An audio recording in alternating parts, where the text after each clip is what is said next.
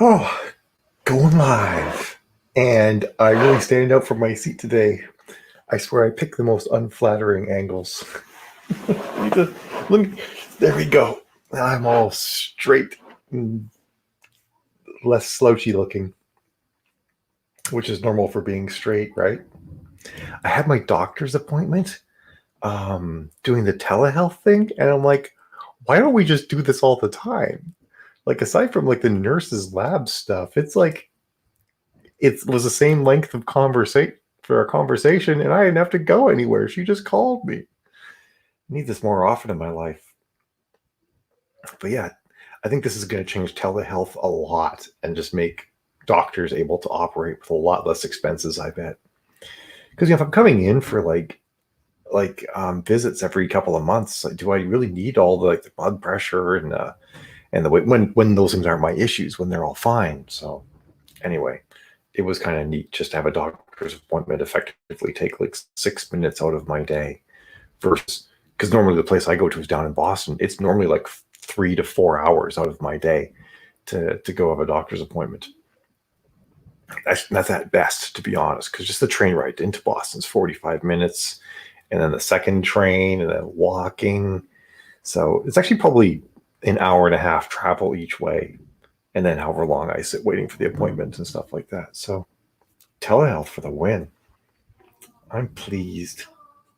This is like half like a snuggie. It's like this is like a glam snuggie kind of thing I got going on right now. It's like it's a cat suit with pockets and a hood. So I can be like all like super cool while I'm writing. I don't actually like hoods. I don't like feeling the restriction on my neck. I feel like silly, don't I?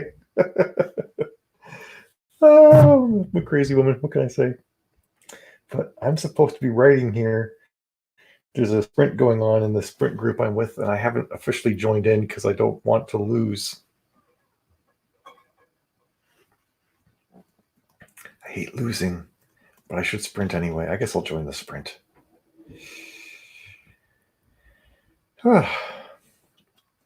Sprint join. How many words am I at here now? Let's see. Somewhere here I can find out. 499. Is that right? Seems like a lot higher than it should be. 54,270. That seems more accurate. Sometimes lately I've been getting this weird discrepancy between these two counts. But I would have been shocked if it was the other number. 54. It was 54,270, right? I sure hope that's right. So I'm typing in 79. That sounds correct. All right. I'm almost done this book. Amy handed it off to me about 45K. It's going to be around like 58 to 60, maybe a little bit higher. Because I still have to write it previously. Amy's going to do a forward. I'm going to do an afterward. So that's like 3K right there. Now it just says 5,200. This is just terrible. This thing's just a big fat liar. I reject 5,200 words. Now it actually says 5,200.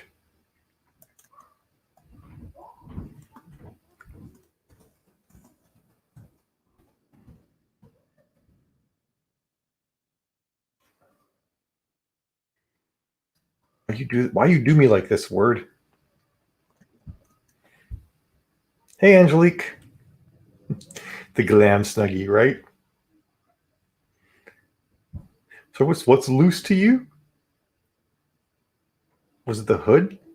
Sorry, I was like off staring at my screen trying to figure stuff out. It's consistently 5,200. Just my starting word count. Yeah, so all right, so 5,200 afterward, forward, and the previously. I always do previouslys in my books, just because I write so many books, and like right now, I think I have 7 series ongoing, and so readers are reading my books out of order. They're hopping between series because of all the way the different books come out. So the previously's are really important, and they really appreciate them. But that'll get us up to 5,500 words. So look, now the countdown here says 53,505. I swear this thing is just trying to torture me right now. And this agrees. I'm just going to have to select the number of words I wrote at the end of this to see what I actually did, because this is insane. And really annoying when Word does this. Now it's changed again. Can I tell it to recalculate? I think there's a way to tell it to recalculate. Sorry, I'm just sitting here yammering and being frustrated by Word when I should really be writing. It doesn't really matter.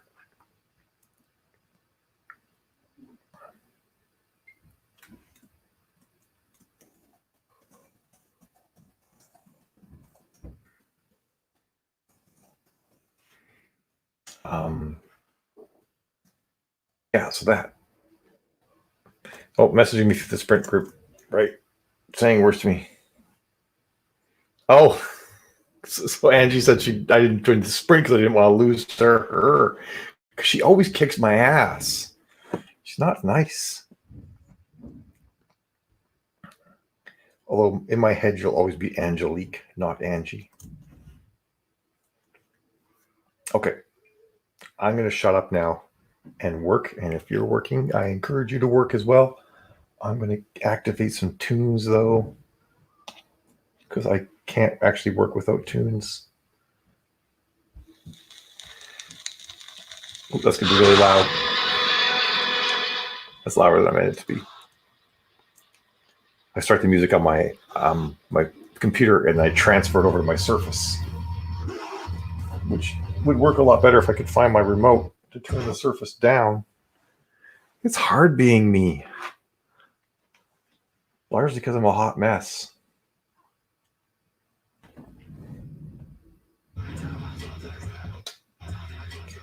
I also have to be careful because like I'm writing a space battle now, full of action scenes, so I got to listen to some amped up music, and this music has a lot of f bombs in it, so I can't have it be too loud. You guys will all get offended because my microphone will just be picking up f's like crazy here.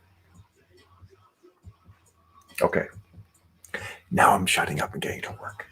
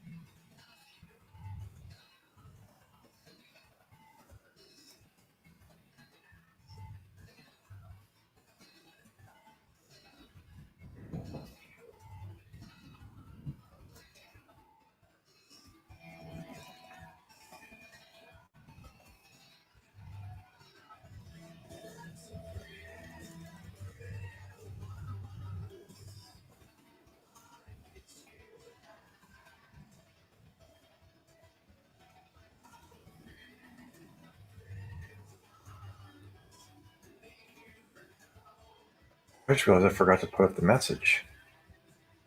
Hey Terry, how are you doing? Glad you popped in. Let's see. We're going from like 140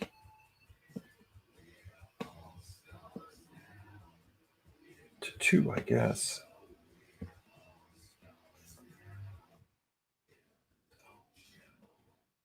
There.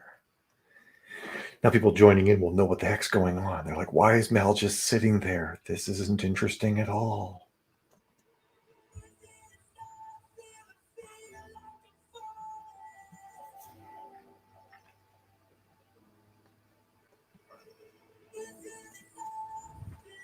Oh, I have to quickly go ban someone. That's how I roll.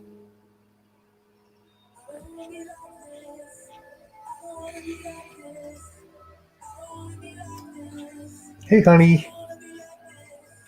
Are you sprinting too?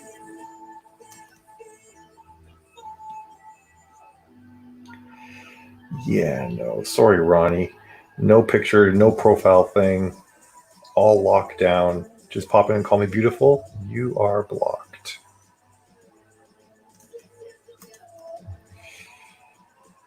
It's like way to miss the plot, buddy.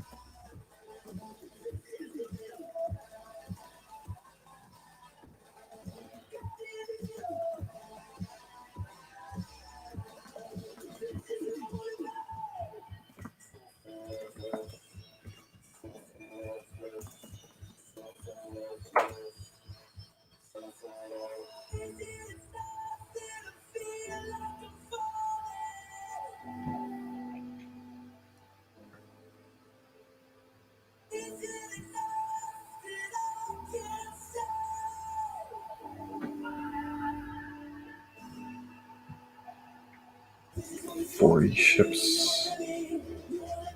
80 ships against 25.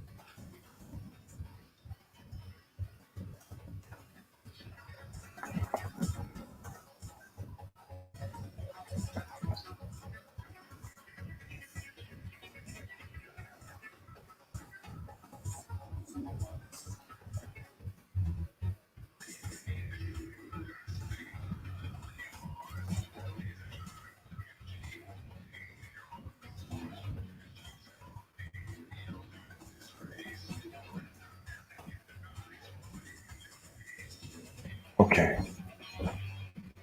No idea what this thing actually thinks I wrote.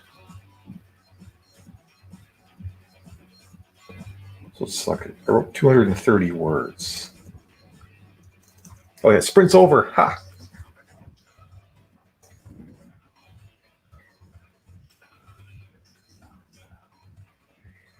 What did I join with?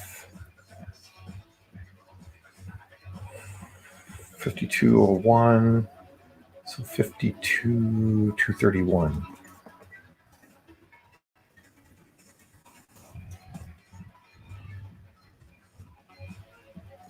Yeah, 231.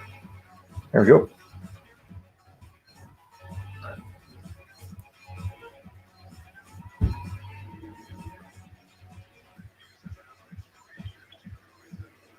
Oh, are you doing your own stream, Tammy? Wait, you wouldn't be able to hear that because you're doing your own stream. That's a silly question.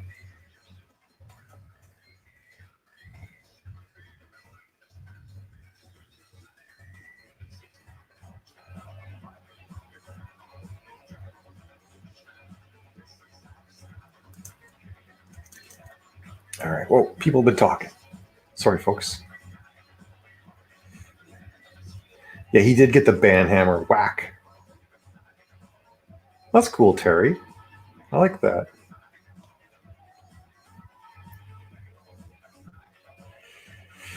Yeah, Angelique, it does get annoying, but it's all right. I don't really mind that much, I guess. It's more like it's just sad that they don't get it. That like, hey guys, this like isn't here for you to like make comments about how attractive I might be. Like, shocker, it's not about you, right? Like, and even when I was flooded with testosterone, I never did that sort of thing. Like, I could recognize when the context was correct to issue a compliment.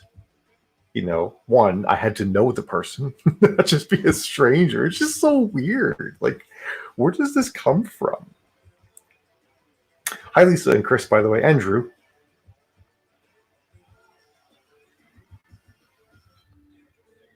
That's kind of effectively what we're doing, Drew. I just didn't invite everybody else to the stream yet, but we've had like 4 or 5 other authors in the stream. I prefer using StreamYard for this over Zoom because I can do the screen share thing. And a lot of people seem to like following along with my writing. More people seem to stay on the stream when they can see someone's screen. Whereas Zoom, it's harder to. Zoom doesn't have the layouts built for that. That's funny, Terry. I like that. All right, I gotta like invite the regulars though if they want to see if they want to come on.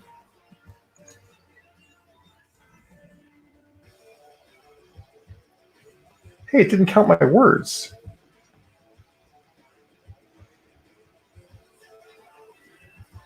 Sorry, Angie. Well, I'll try not to be distracting later. I'm really bummed that the thing didn't count my words.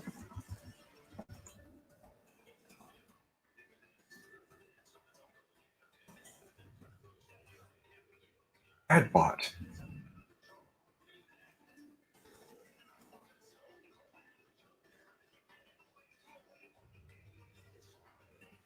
I read about 500 and some odd words today. I did a bunch of editing and there's a lot of deleting, but I'm counting words that got deleted or that got edited, even though new words I wrote, even though I deleted more words. I'm counting those new words just so that people know what the heck I'm talking about. All right, next brings it 210 to 230. We do 10-minute breaks because a lot of times some of us write a little bit late or start writing a little bit early. So, and I need to gab, folks. This is as much for my mental health as anything else.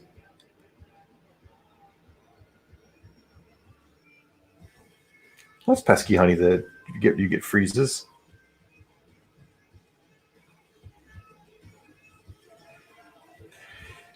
I hate to say it, Angelique, and I'm still trying to like understand it exactly because there's a not all men. I hate saying it like that. Hashtag not all men. Women, when they compliment, I think because women kind of know a lot of the same, they've all have a shared experience. Women tend to compliment things that a person does, not what they are. So women might say like, you look beautiful today, or I love your hair, or, that's a great outfit you've put together. Those are super cute shoes. What that guy did was he came on and he said, hello, beautiful. He wasn't saying I look beautiful, which would just be say like I put some effort in, I did some stuff, you like what I did. He's just calling me beautiful. So he's like saying, you are not a person who achieved these things, you are just a beautiful thing. And hot and sexy fall into the same thing too, because hot and sexy are about how I would make him feel, not about me. Women very rarely will use those terms to compliment other women. It's almost exclusively do you ever get that sort of compliment from a man. So I suspect that the compliments that you give to women all the time, Angelique, are of the sort that don't cause discomfort. I sound like I'm lecturing on compliments. I can't help it. I get like this teacher voice thing. No one else seems to want to come on, though. That's all right.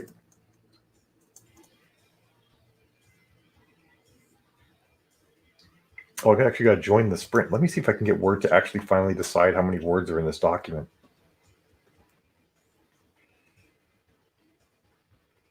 All right, it's been sitting at 54,500 for a bit. Let me delete these words here. Save. Let's see if he's agreed. Yeah, 54,496. Okay. Word seems to have finally decided how many words are in this document.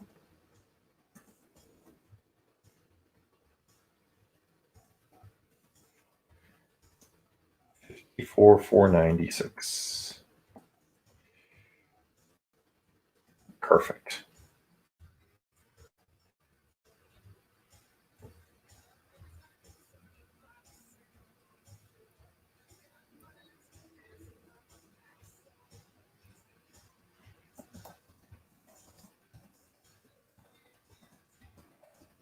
Also having a debate with someone in Messenger about percentage responses versus just having a massive email list. I'm not sure where I stand, but I'm just like, if you want to sell a lot of things, just go for the biggest freaking email list you can possibly get. I mean, like, assuming they're at least readers, but get like 100, 200,000 people on a list. Might get expensive, but you could, maybe you could sell a lot. If you do a big release and you could sell like 10,000 books or something like that.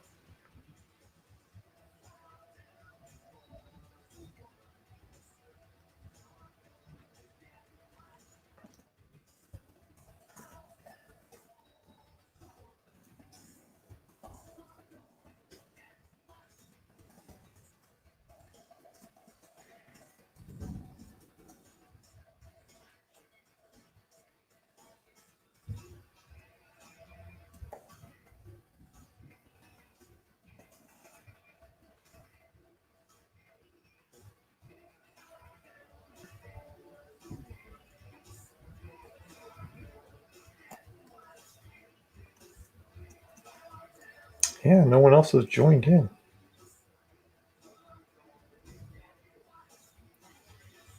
Aw. Angelique, I'm always a hot mess.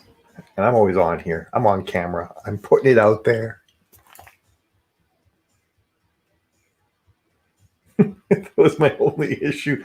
Now I want to know what you look like, Angelique. Are you like disheveled? Is like yesterday's makeup smeared down your cheeks? You got like broccoli in your teeth? Like, what's going on? Massive outbreak.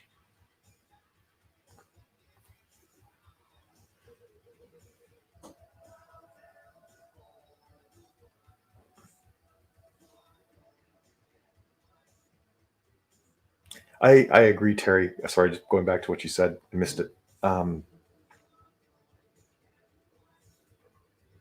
They do that, yes, to a certain, not all, but some do. But maybe it's just because women, even if women are lesbian, sexual attraction and flirting between women is very different than it is with men and women. So maybe women feel more comfortable with other women complimenting them. This is the part I don't quite understand, because I know that there is a bit of a double standard, whereas a woman could say something to me that I won't find offensive, but if a man says the same thing, I do. But there's also another angle that I'm not attracted to men. So is this sort of like an undesirable person has said something complimentary to me versus person that I would possibly find desirable? I don't know. There's like so many nuances to this. I'm still trying to parse it all and figure it all out. And I feel bad for men, having been in their shoes before. It's like a minefield. It's so hard to figure out what you can and cannot say. Which is why one of these days I like to figure it out so I could like offer some advice. But I'm still in the learning phase. Oh crap! I've got to sprint now. This is a lot of effort, by the way, Angelique. This does not happen easily.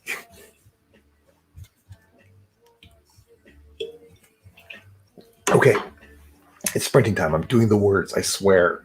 See me write words. So I switch over to Discord just to like double check that the sprint has actually started. And all I see is Lisa's comment. She's one of my co-authors. Cat is horking, OMG, and it's in all caps. Oh, Tammy wants in.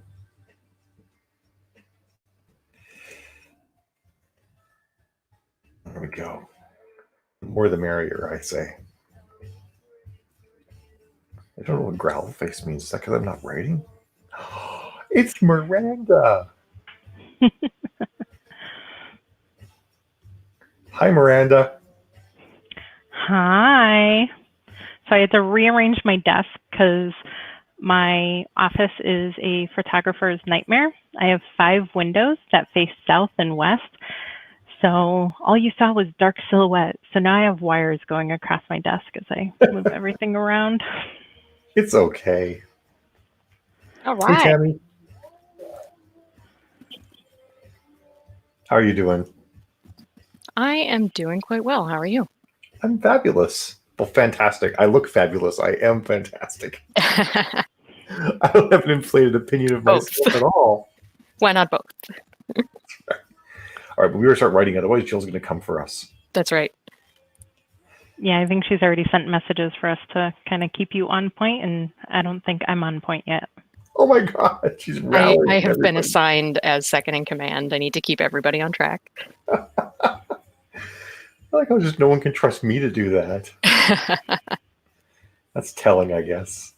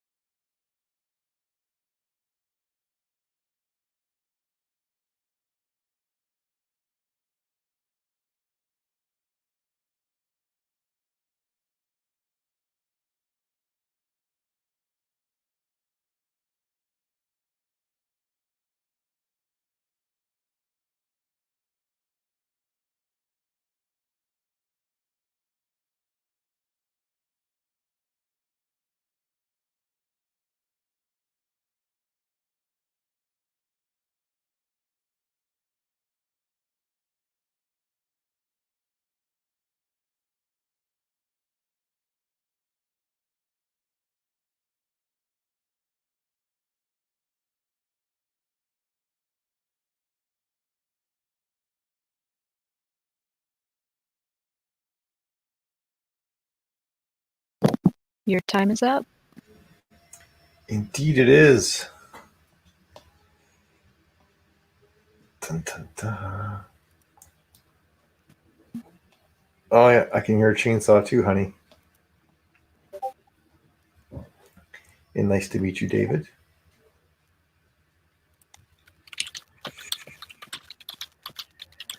Oh, what have I written? What have I done? 54801.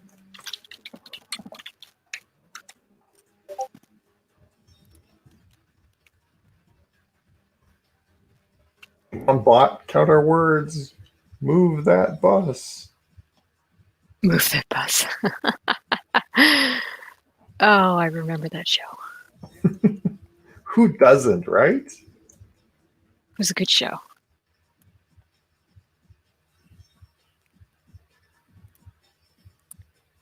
So today, instead of writing words, I am submitting short stories to Anthology and Facebook. Sorry, not Facebook. Anthology and magazine markets. And so I don't have any word counts to submit, but I have discovered that I've like lost a story. Oh, gee. I have a note in my spreadsheet, which is massive and complicated, that says that I submitted a story to Analog magazine.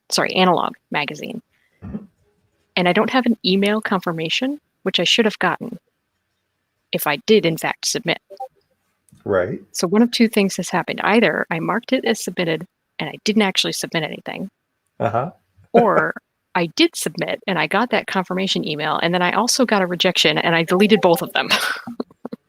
Do you still have the story though? I still have the story itself. I just can't confirm if it ever got sent to Analog, because that confirmation email has a little like number that you can use to look up your submission. And I don't have that email. Oh. So either I never sent it, or I sent it and I got a rejection and I deleted both the submission and rejection emails. Like in a fit of rage, you're just like, no. Well, no, so a rejection just means I need to go down to the next magazine on the list. And so I was just like, oh, okay, that's over with. I'll move on. But I don't actually have a record. I had muted you, by the way, Miranda, so you can unmute yourself if you want to talk. Yeah, I was just looking because I've got mute on my microphone, and I was like, where did I put the bass? Because I moved the bass, and I need a button. Where's my button? Well, the button's on the headset, but whether or not it's muted is whether or not like the a light is blue or flash red. That makes sense. And I was just like, okay, am I on double mute? I do that on day job conference calls. Sometimes I'll be like double muted and I'll be talking to myself. It happens.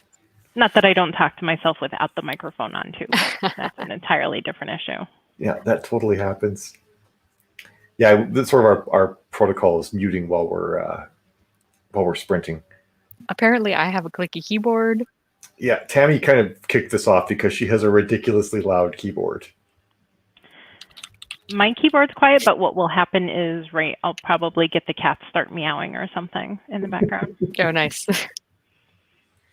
Oh, come on, Angelique. I post my progress when it's not that good. Let's see yours. Angelique, if it's more words than 0 words, then you're good. If it's 0 words, then we have to harass you a little.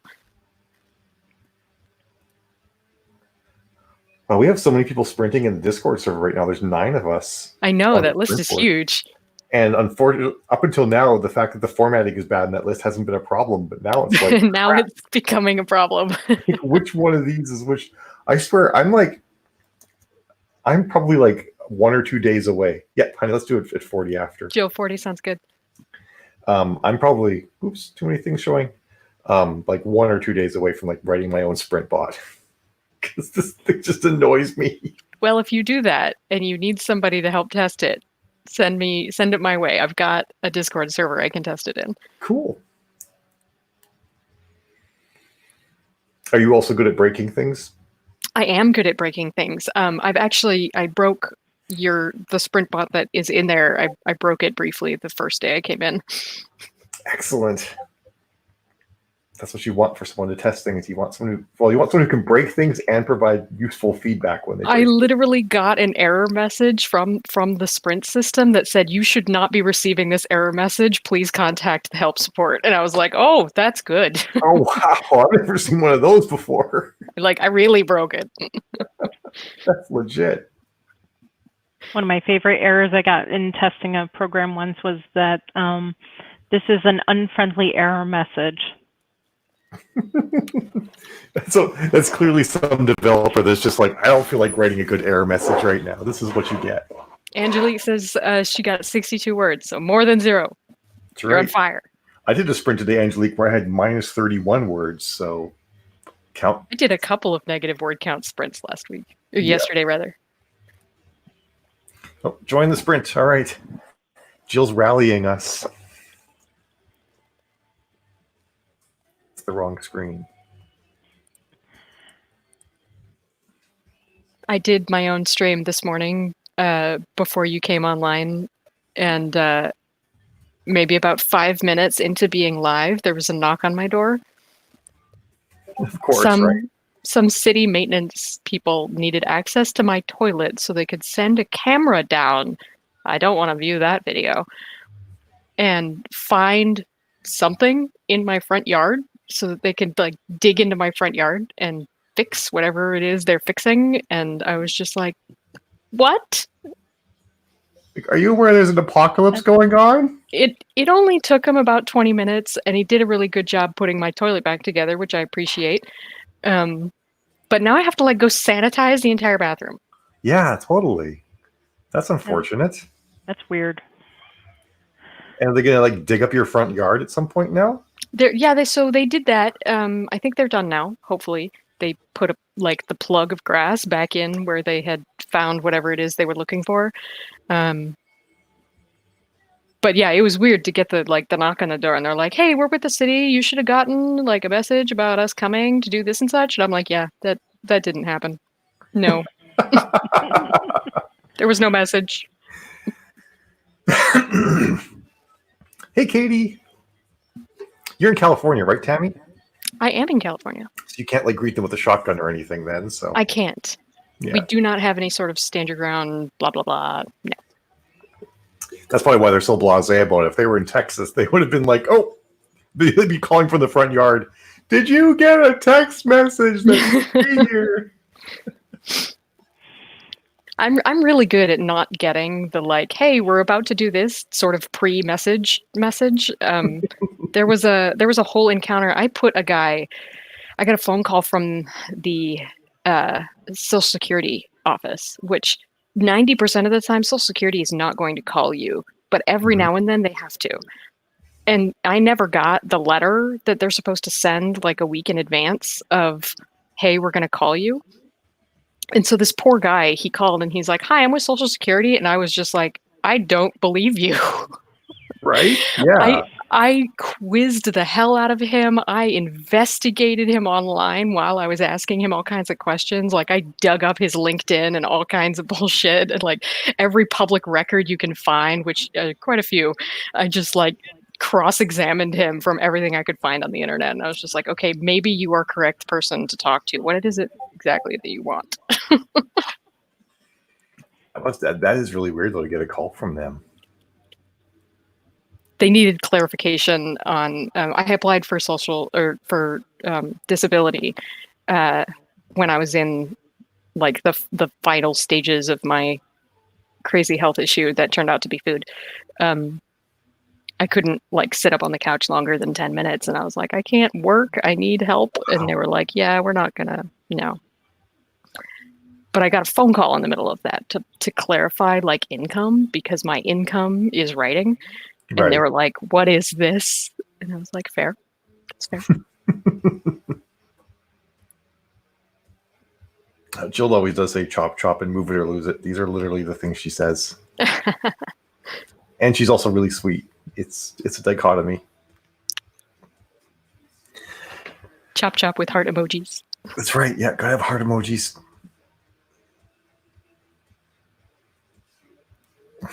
Okay, everybody's okay with Jill being a little mean. All right. Time to get my accountability screen up here. The sprint has started. Yeah, go time.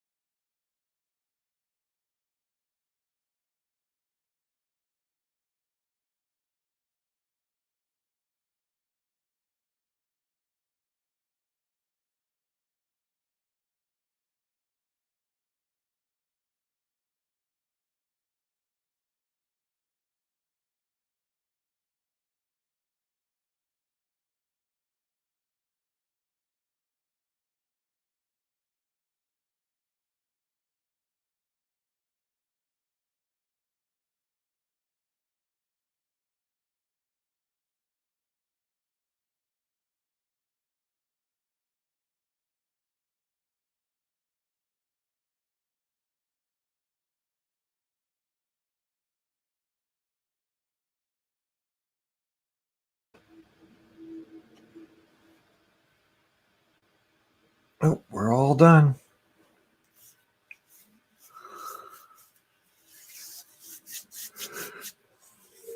Ugh, sleepy today. 55,252.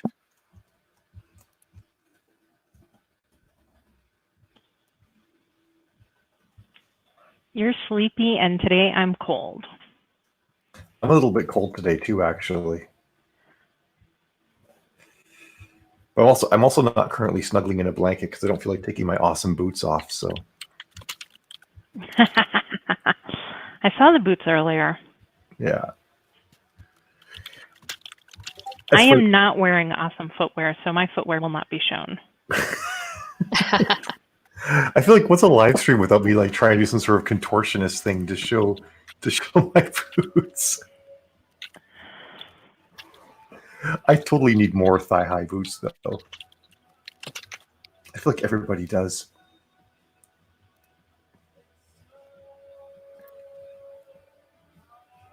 Can't tell if you're frozen or not, Miranda. There we go. Oh, you were so still. I'm like, what's happening? Well, because I was trying to move something so that I could see something better.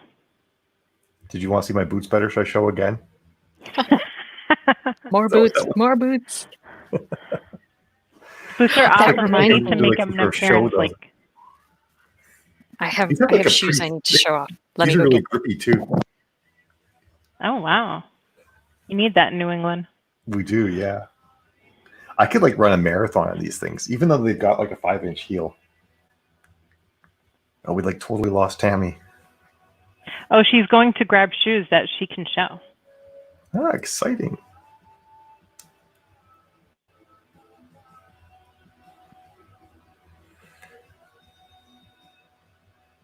Come on, bot. The bot is challenged. It really is. Okay, so these are amazing shoes that I don't have an outfit for, but they're the kind of shoes that need an outfit. Oh, They lace all the way up. There's no zipper. I've been wanting to buy a pair of those. Sick. And they're like as tall as my hand. Those are awesome. Those would go great with skinny jeans. They also have, I don't own any jeans. They also have on the insert, the insole is leopard print. Lovely. Oh, that's even better. Not that anybody would see that, but. Do you have like, Tammy, so you don't own any jeans, do you own leggings? I have quite a few leggings actually. Because those would work with black leggings. You're right, they would. They definitely would.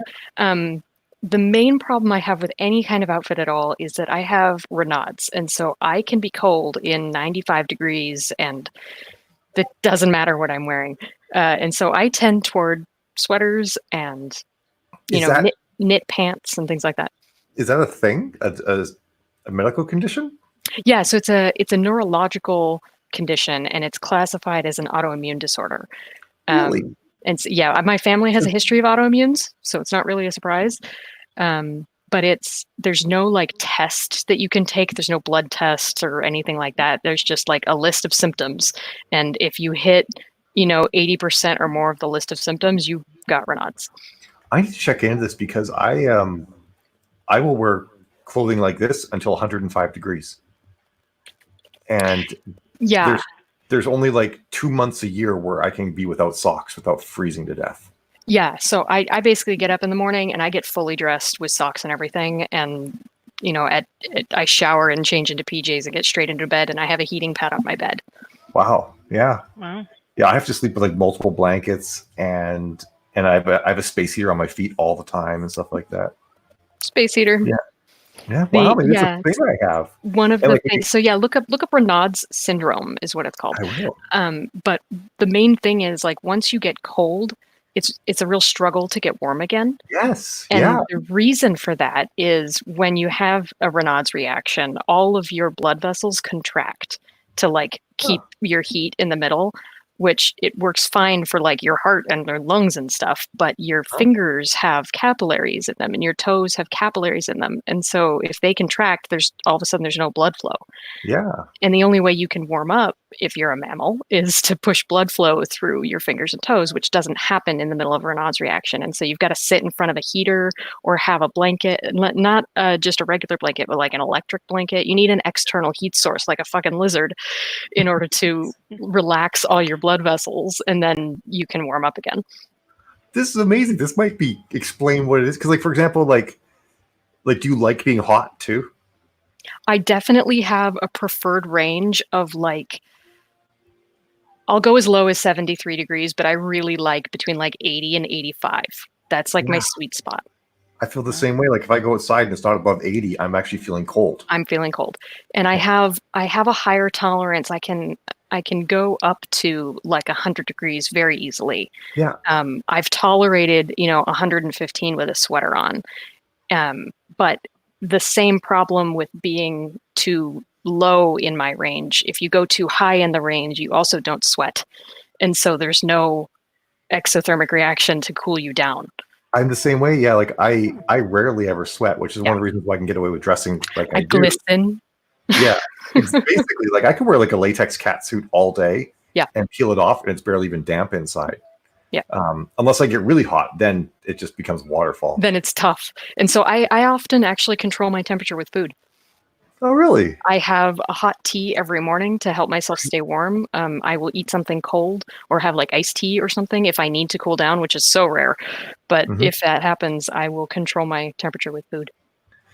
One of the things that I sort of was like the biggest difference between Jill and I is if a car's been sitting out in the hot sun with the windows up, I get in. Delightful. It's so amazing. I get in, I just close the door, I just bask in the heat. Soak in it, yeah. Jill has burst into flame next to me. You know? My husband too. He's just like, "Oh my God, we need to open the windows." I'm like, "No, don't touch it."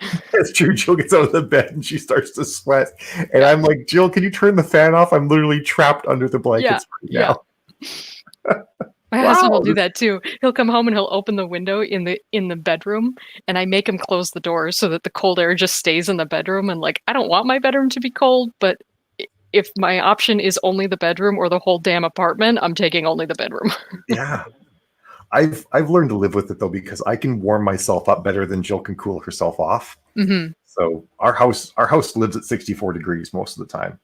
I have managed to bump it up. That the house temperature I think lives at 68-ish. But damn, I prefer 75. I do too. Yeah. Yeah, like Jill and I are Jill, I get up and I bump the thermostat up to 70, and before long it's back down at 64 again. Yeah. I'm not allowed to touch the thermostat, basically. It's kind of how I'm too. It's verboten.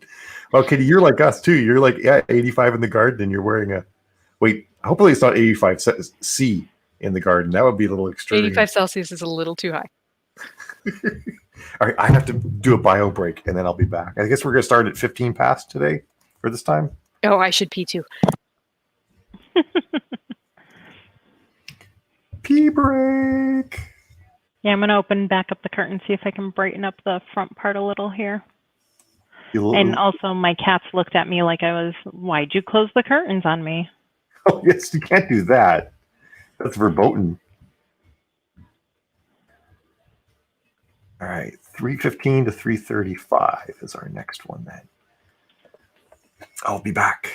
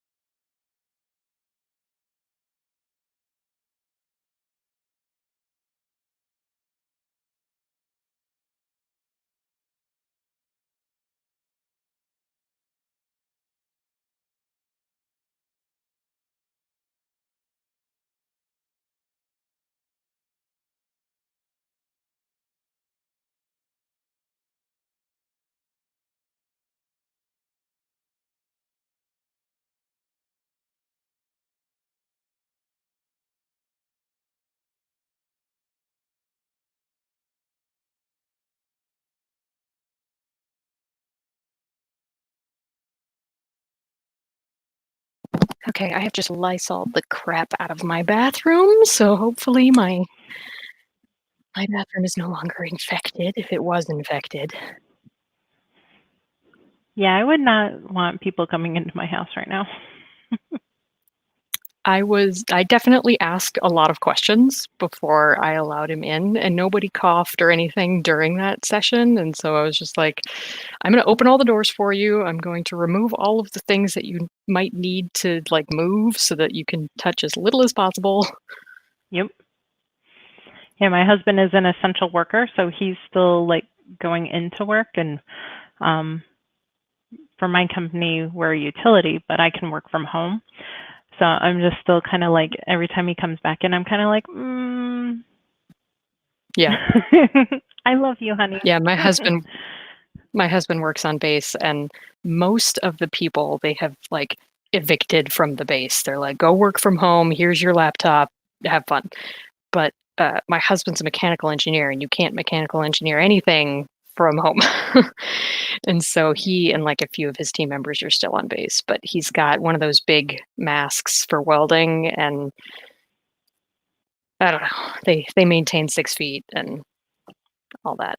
Yeah, we've got obviously like line crews and stuff like that are still out there, and we've got a lot of protocols implemented. Like those of us who are working from home, so there are several thousand of us actually, few thousand of us that are working from home, and all of us who are like in the work from home protocol, we can't step on property at all because they want to control, who's on property like randomly and stuff so that they know what's going on and everything. Yeah. So like I have to go to like my management if I absolutely like had to get on property for something, and they have to get it approved, like when am I going to be there, where am I going on the building and everything before I like go in, because they've told us like, nope, like those of you who are work from home, you have no reason to be on property. Staying at home. That's good.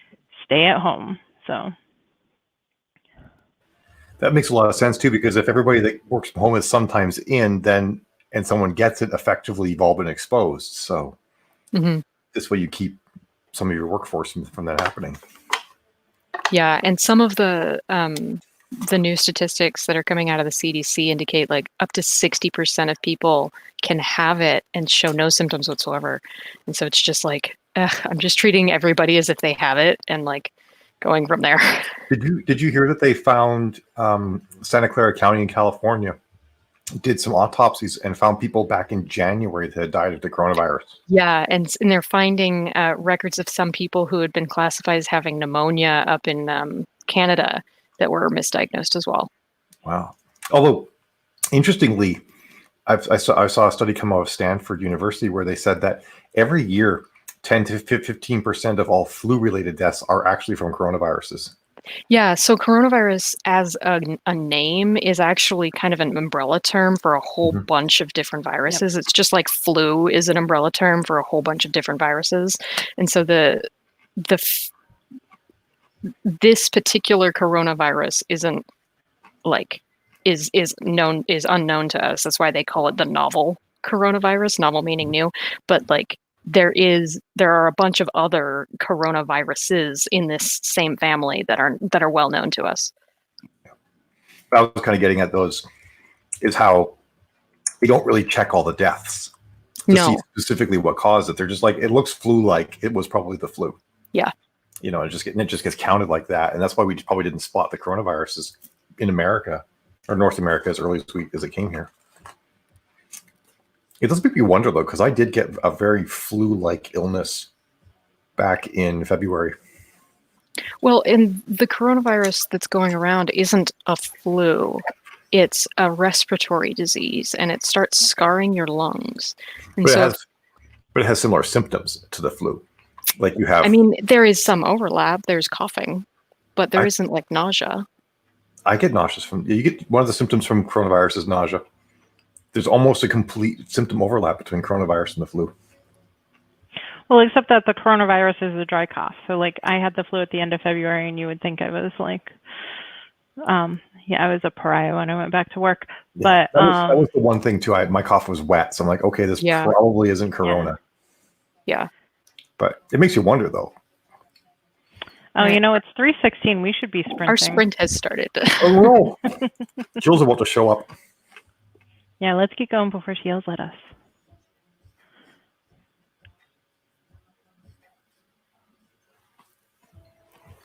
Alrighty.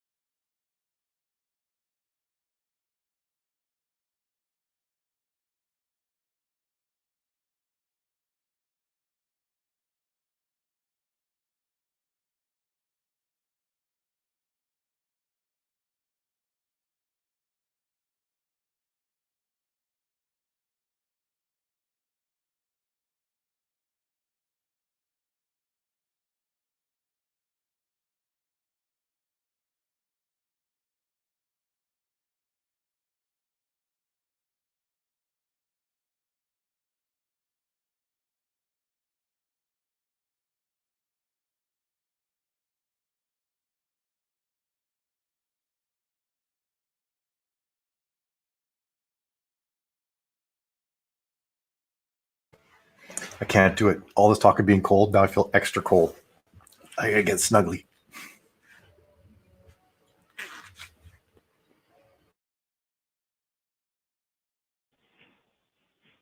I always have blankets and other things around me because, like, my husband's on an opposite shift. So our house is always set lower because somebody's always sleeping. There's only like a couple hours a day. It's like warmer. And so I have blankets on in the summer because I'm like, it's too cold during the day. I have blankets on in the summer because someone I know runs our air conditioners at max the entire time they're mounted in the windows. Yeah, we have central air, and so it's cooler during the day when you would be like, oh, people are gone or something. And, Right. they're always like, oh, turn the temperature up a couple of degrees. I'm like, nope, somebody's sleeping on the second floor. Our house is an icebox. Oh, so you only have one zone for your air conditioning. Yeah, and we have a finished walkout basement, so it covers all 3 floors. Okay, yeah, that would Not the definitely best make that plan. tricky. Yeah. So I freeze and have blankets everywhere. Yep, there are blankets on every sofa in our house. And Jill rarely uses them. Time to put electric blankets on your Christmas list and your birthday list. I have a couple, but I don't know. I don't know why I don't use them that much, actually, to be honest. I find they're very effective if you put an electric blanket down and then put a regular blanket on top of it. That's probably the way to go. Okay. Now that I'm appropriately snuggly, now I'm going to write.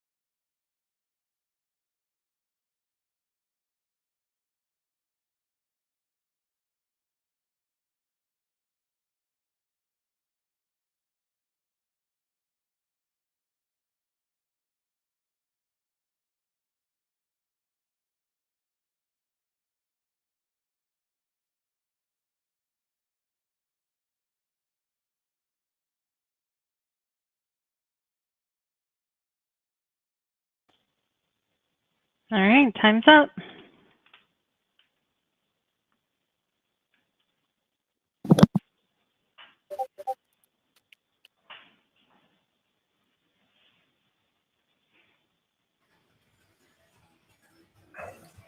I was getting snow flurries for a long time today, and now I'm just getting a heck of a lot of wind. How far west are you? I'm all the way in Westfield.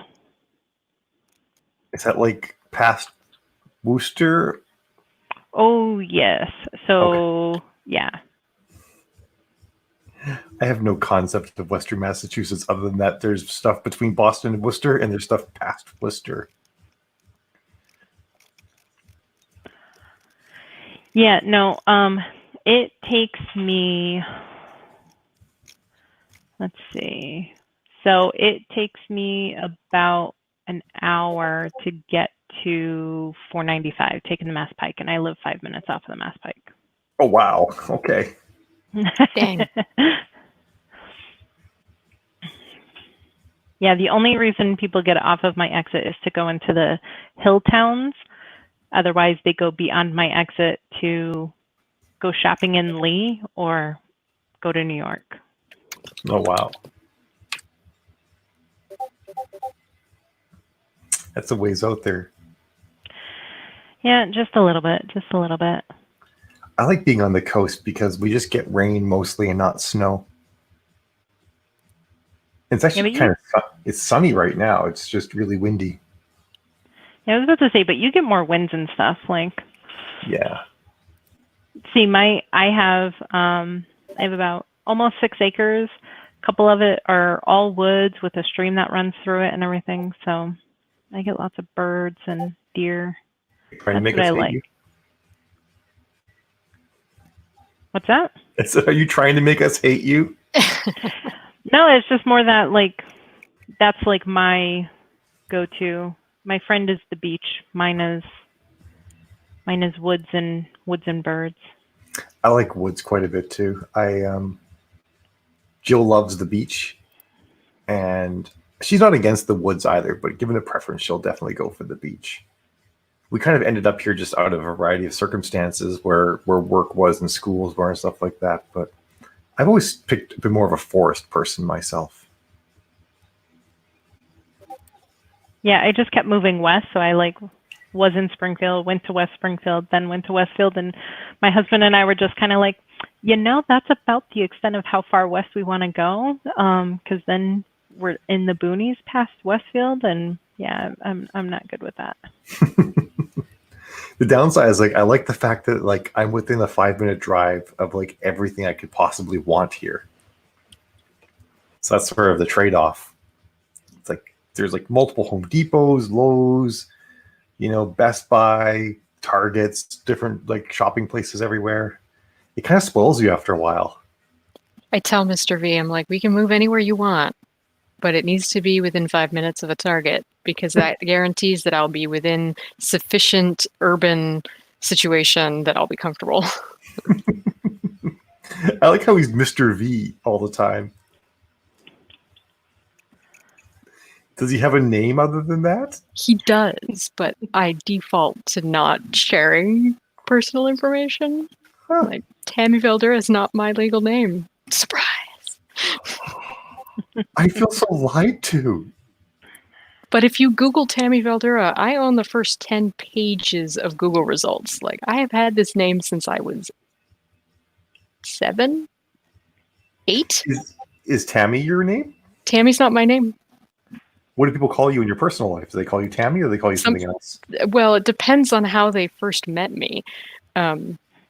Because when I did the Ren Fair circuit, I also went as Tammy. And so there are a lot of people in real life that only ever know me as Tammy. Gotcha.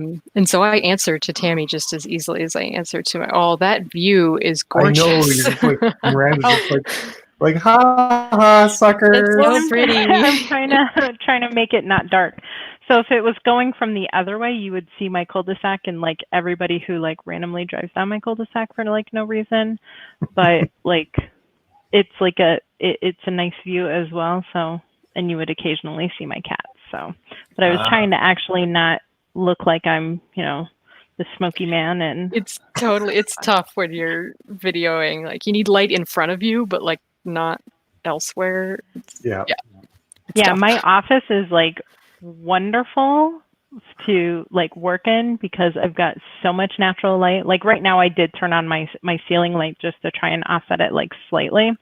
But I'm a like photo like nightmare in here because I have a bay of 3 windows at the front and a bay of 2 windows on the side. So Nice. That sounds nice though. Sounds amazing. I'm in our basement, so there's only like 2 small basement windows up here. But I have like a big box light, like a photography light. Like you can see how much it lights up my hand, and it's like right here because otherwise, like there's too many wrinkles and lines on my face. I'm not young like you guys are, so I used to have a little sun lamp that sat right in front of me back when we thought I had depression and not food allergies, and but I don't have that anymore. So now I always talk about how like on something I'm like, if I could just get a lift and just like you see all these lines right here, just kind of like pull that back.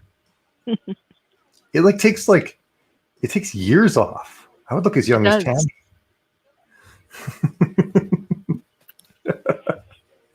Well, you've got to be in your 30s, Tammy, right? 33. Yeah, that's what I thought. Cheater. You don't want to be me. I'm like broken. I'm so broken. I currently have tendonitis in my ankle. I frequently have tendonitis in my shoulder and occasionally in one finger for no reason I can discern. I have Raynaud's, which I guess you already have Raynaud's. So or am I don't know. I looked at some pictures. I don't get the thing where like a couple fingers turn white or anything like that. Like I saw in some of the pictures. So bear in mind that there's very little research into this because there is no test for it, and most people who probably have it are just like, oh, I'm cold, and they never find out they have it. Right. I definitely encourage people to like kind of err on the side of you probably have it because it's better to have a thing in your like medical history that says, hey, I might have an autoimmune than it is to not have that note. Just because autoimmunes intersect with so many other like random things that sometimes it can be the thing that goes like, hey, you probably have this obscure item probably because this autoimmune is also in your system. Right. I get the white fingers, but it's rare. Okay. And I have to be like in the like middle of a really strong Raynaud's reaction. And that usually only happens if I am both in a temperature problem and also have been like emotionally involved in something really strong. Because Raynaud's can also trigger from an emotional reaction that you've had, not just a temperature one. And so if I've combined both an emotional reaction and a temperature reaction, and I haven't caught on to the fact that I'm about to have a Raynaud's reaction, and I like sat in front of a heater to stop that, then I will get like the white fingers and the white toes, and my ears and my nose will get really cold. And then I'll get like red mottling and stuff when I start to warm up. Hey, Joey. Yeah, we totally could be a sitcom, except we're not that funny, and there's no laugh track. We're more like The Office. Oh, please not The Office. I haven't seen The Office. Did The Office not have a laugh track? They didn't have a laugh track. No, that was sort of their shtick. Okay. Which made a lot of the jokes just feel really flat because you're like the characters were so sarcastic half the time. Right. Yeah. Or just dumb. You're like, was that funny or was that just bad supposed acting? To be funny? Yeah. I have no idea what's happening. Oh, Jill's cracking the whip. I guess it's time to. That felt too short. Oh, no. Sprint has started. She probably didn't give us much of a break. I think she gave us the full 10 minutes. We're just chatty Cathys.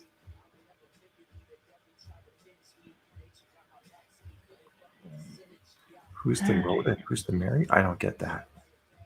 Angelique can be our laugh track. That's true. She does strike me as someone who laughs a lot. I like that.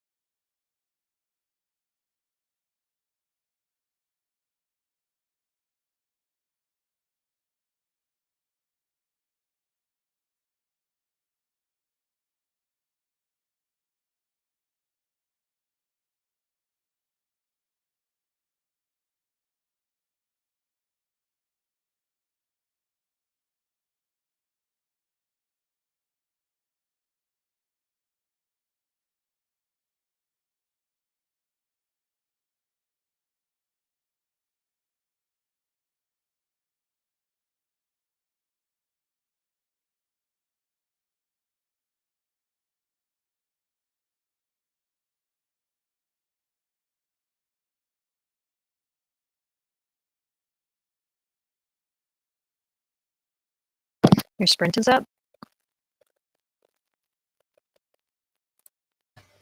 Where did it go? So fast.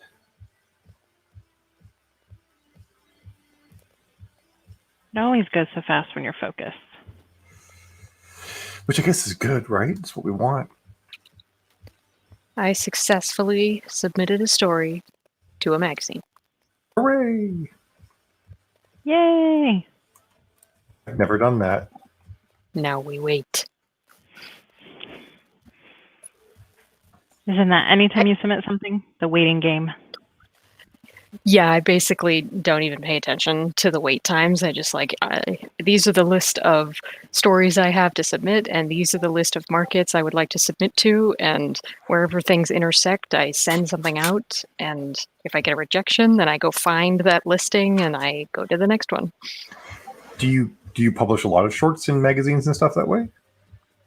Well, I've only just started pursuing this. But I have published in 2 anthologies and at least 1 magazine, and so it's definitely not zero return. But I figure if I can get into places like Asimov and Amazing and Universe and all of the like genre magazines, then that's advertising for all of my indie published work. If you actually look at Asimov, the magazine, you can buy advertising for 1 page of the magazine for like $1,000.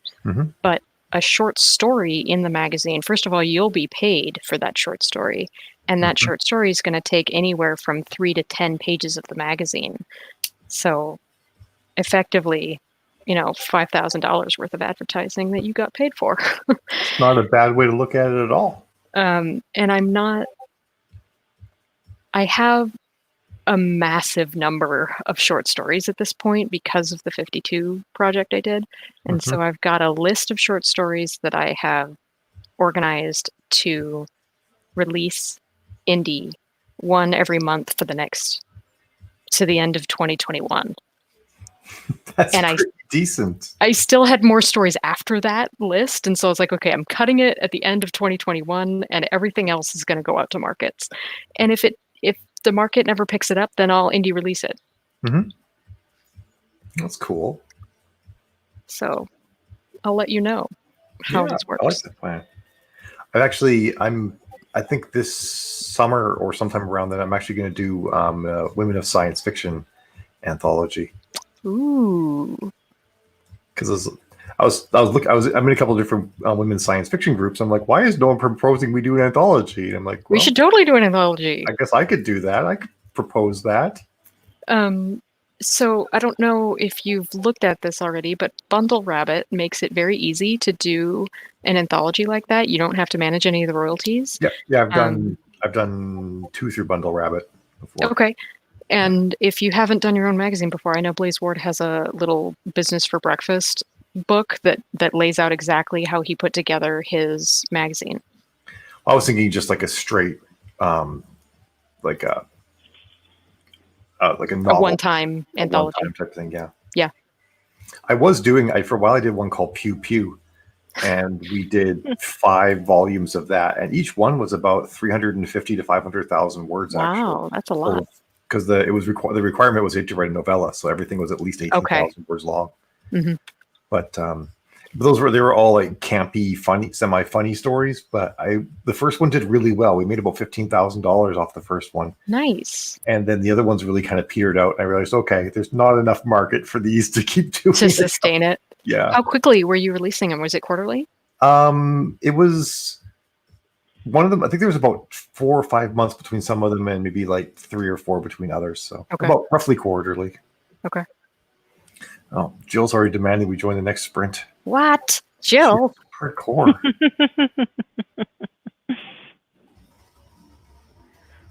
Ivan, you are going to have to move.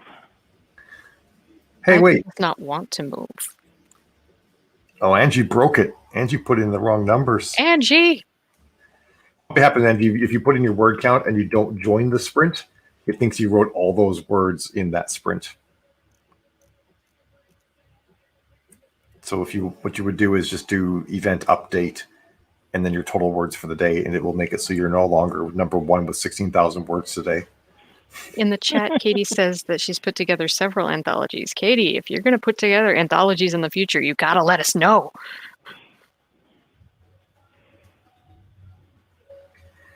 I did the Pew Pew ones. I did one called Galactic Genesis.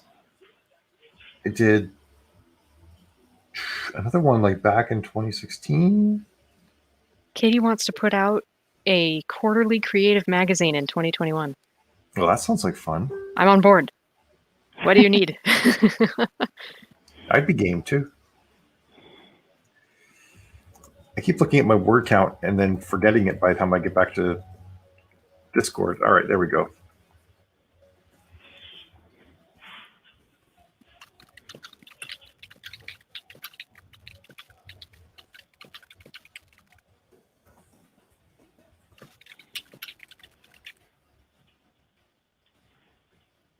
I beat you, Tammy. I said it first.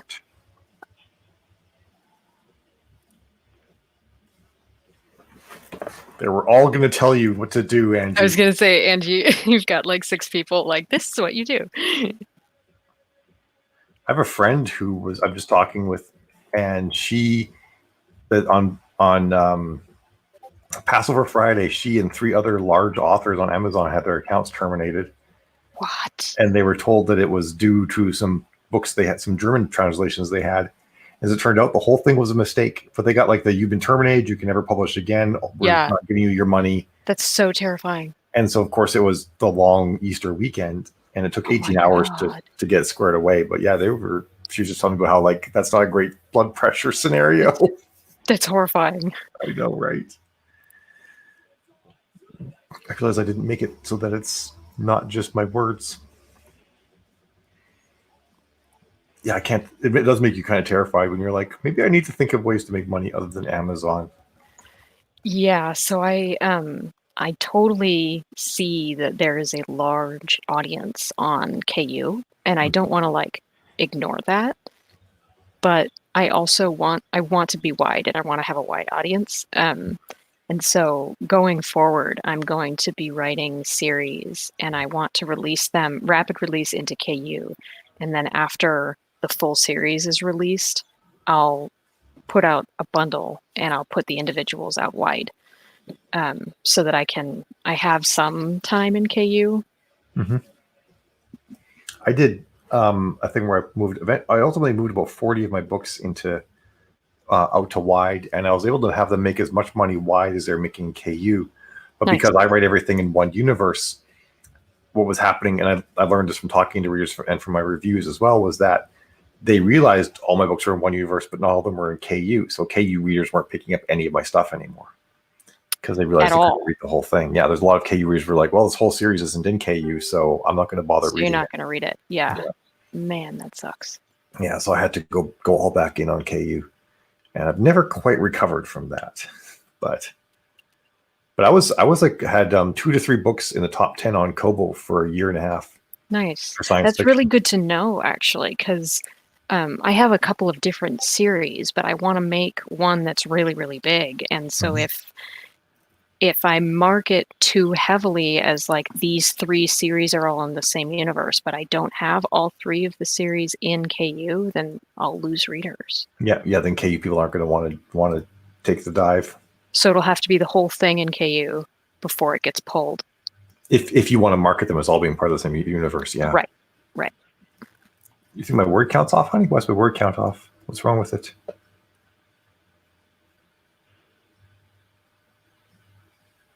Oh yeah, it looks like it didn't pick up the last couple. Or at least one of them.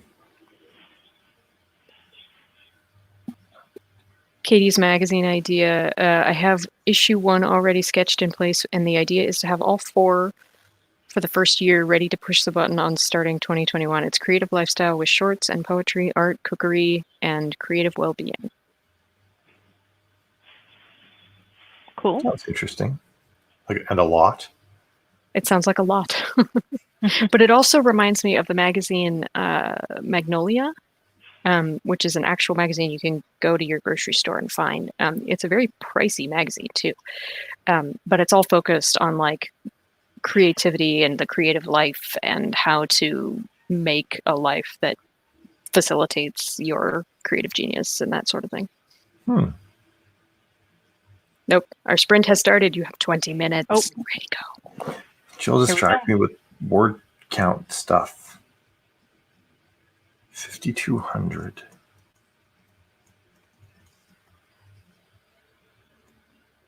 55,930.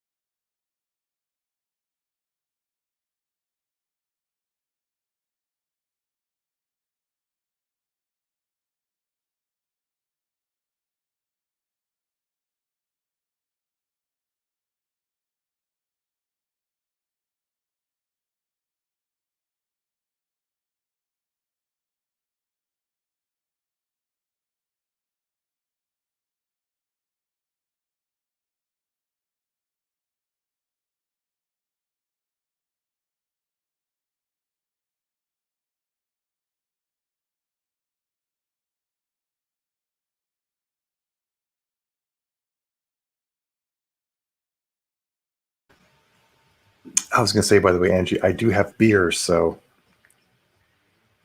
Angie, I mean Miranda. I do have beer. Yeah, I was writing going, right. And then I'm like, isn't that like every like college drinking thing? Basically. It's apocalypse o'clock somewhere as far as I'm concerned. Oh yeah, totally. Why not? Exactly.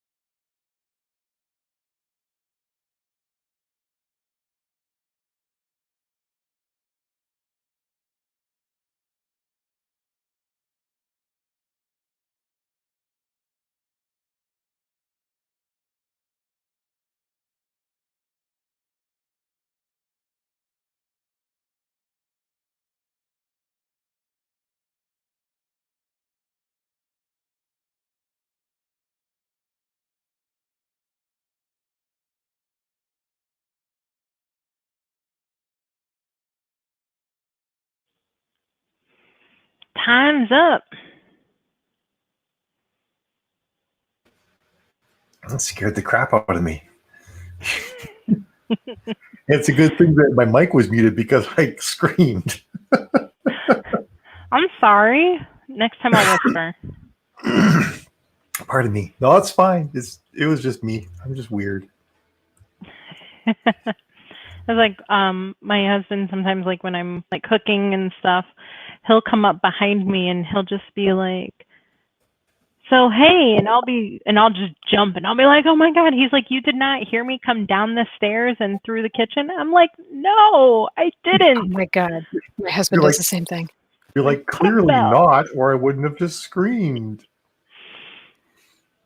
Yeah, before he came downstairs and I had to warn him, I'm like, I don't think you want to be on camera. And he's like, nope.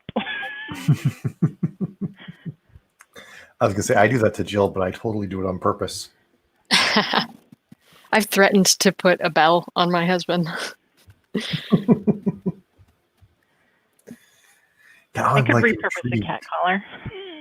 Like, what is Tammy's husband's name?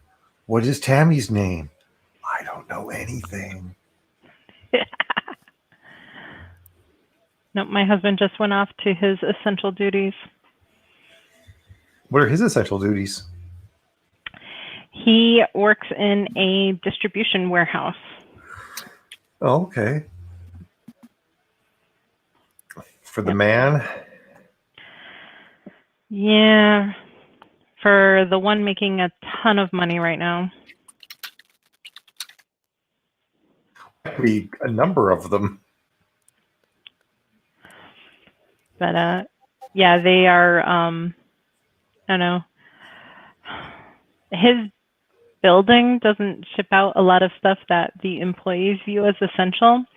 So they have reached a level of sarcasm in which, so he's in the outbound side, and where he is, they see the like unpackaged, like it hasn't been put in boxes and labeled and stuff. So they see the unpackaged stuff that people have ordered. So he will like raise up, and others will do this as well. They will raise up like random stuff, like, you know, Frozen themed nail polish, and be like, essential, yeah. And then you'll hear a whole bunch of other people say essential. So yeah, that's the level that they have descended to. I don't know. I mean, I totally do agree. You're right. That is not essential. But I also kind of feel like that's probably really making someone's quarantine seriously a lot better to get that Frozen themed nail polish. So they're doing God's work out there anyway. I think part of the like being responsible when you order stuff like that, I think, you know, what's happening a lot is that people are doing just like one-off orders and stuff. So like they'll be like, oh yeah, we could do that, and we could, you know, play this with the kids, and they'll order that one thing, and then like 2 hours later they'll come up with something else that they need to order. And so you get multiple orders for individual items instead of one order for a lot of stuff. Yeah, so I think it's probably just better that they, you know, like almost be like an ethical, like online orderer, like, you know, hold it until you have a larger order. Don't, you know, just because you can order randomly. Yeah, I've actually been doing that. Where, you know, I used to be like, I'm paying my $12 a month in Prime. I'm going to demand that I get everything as soon as possible. Actually, I'd stopped doing that because I was tired. I didn't want the packaging, but I'm now like, okay, I'm going to order everything in a bigger batch, and I'm going to choose whatever the furthest out date is that will let it all come in one box. Yeah, so I'll hold an Amazon cart for like a week or 2 weeks, especially if there's only like one item in it and it's not something that's going to like alter my grocery plans or something. And I'll let my husband know, like, I have a live, you know, Amazon cart if you need anything, or like he'll start one and he'll hold it for a while and I'll put stuff on his. I have been pretty good though. The only thing I've really ordered, I guess I ordered a couple of cat suits from a clothing company, but I think they're kind of desperate because they're running sales like mad. And everything else from Amazon was actually like bras and stuff because I was down to one. I'm like, I can't make it any longer. What if the apocalypse gets worse and I've only got one bra? Problems I never used to have. Yeah, all the posts I see about people who are like, yeah, the least used item in the house right now is the bra. And I'm like, no, sorry. I'm like, I don't know what you're doing in your house, but yeah, no, I can't. Yeah. And actually, I never used to really get too involved in it because I didn't really have a horse in the race, but now I do. And I've actually seen a number of articles that say you actually can stretch ligaments if you don't wear bras. And we all saw like those pictures of women when we were kids, who lived in Africa who had breasts down to their knees. I don't want that. Yeah. Yeah. They're not light. They need to be held in place. Yeah, there's definitely like actual back like support that's necessary. Yeah. And everything. I advise everybody to get a corset. You'll never go back to bras again. Do you wear corsets on the regular? Not me personally. I have no chest to speak of, so I don't really need the support. But when I was doing the run fair circuit, I was frequently in a corset, and I would put other people in corsets because I'm good at tying them. Mm. I actually have a particular skill in corsets. So I do the I think it's called French lacing or center lacing, where they lace in the center and you've got the loops hanging off of them. Yeah. You just open up a door, hook the loops on a doorknob, and walk. Yep. And your corset it's nice and tight. Tight. Yeah. But my favorite thing is I have like a number of like legitimate brocade steel boned corsets. But what I really like I have these latex ones, and they're not like the cheap latex ones you buy on Amazon. They're actually like designed for like latex outfits, and they're made of double 1 millimeter latex, and they're steel boned. Nice. And they'll hold you in and create the exact right figure, but they also stretch. So if you need to bend or breathe or anything like that, you can do all that stuff, and you can wear them all day, and they're like totally comfortable. Steel boning is like aces. It's very good. You gotta have that. I have never tried a corset. Oh, it's like wearing armor. You have a great body figure for a corset. You would love it. Yeah. I don't know. Haven't tried that. Go to a Ren fair and get someone to put you in one. See what you think. Yeah, Connecticut's got a huge kind of run fair circuit that they run. Yeah. Oh, I should probably join the sprint, shouldn't I? Yeah, details. Did I already join the sprint? I don't even know anymore. Do we have a sprint going? Oh, there is no sprint. Jill is slacking off. You got to start a new one. I think don't make food for people. So. Oh, are you doing it, Mal? I'm doing it. All right. I almost have. There we go. I did it. I type out the words half the time. I saw you typing. I guess it depends if the bot's going to listen to me or not now, though. Come on, bot. You can do it. Okay. Fine. You get to be up here for like 2 more minutes, and then don't claw me. Oh, you're talking to the cat. You're trying to negotiate with the cat. Yep. Yeah, my Ivan. Funny. So he is definitely my cat. We have 3 cats. And Ivan is definitely my cat. And if he feels like I'm ignoring him, he will dig his claws into my thigh, or he will dig into the arm of my chair because he knows that drives me nuts. And try to get your attention. Yep. Those are the things he'll do to get my attention. All right, I just realized we were missing out on chat stuff. Oh, by the way, Katie, that's amazing, by the way. 30K in a week is great. Birthdays are in quarantine. That does sound awful. My birthday's not until November 2nd, so this thing better be over by then. Oh, my birthday was this past Sunday. Oh, happy birthday. Thank you. Yeah. Yeah, so like I normally don't do a lot for my birthday, and of course, because I can't do anything, I was like, I need to do something. Yeah, of course. Totally. I have to wear a bra all the time because these things are growing and they are crazy sensitive. Like t-shirts hurt kind of sensitive. So I need the protection as much as anything else. It's like a safety precaution. And yeah, Joey, wearing a bra if you don't need to doesn't really have the same impact. As someone who's worn bras with and without breasts, I can tell you that.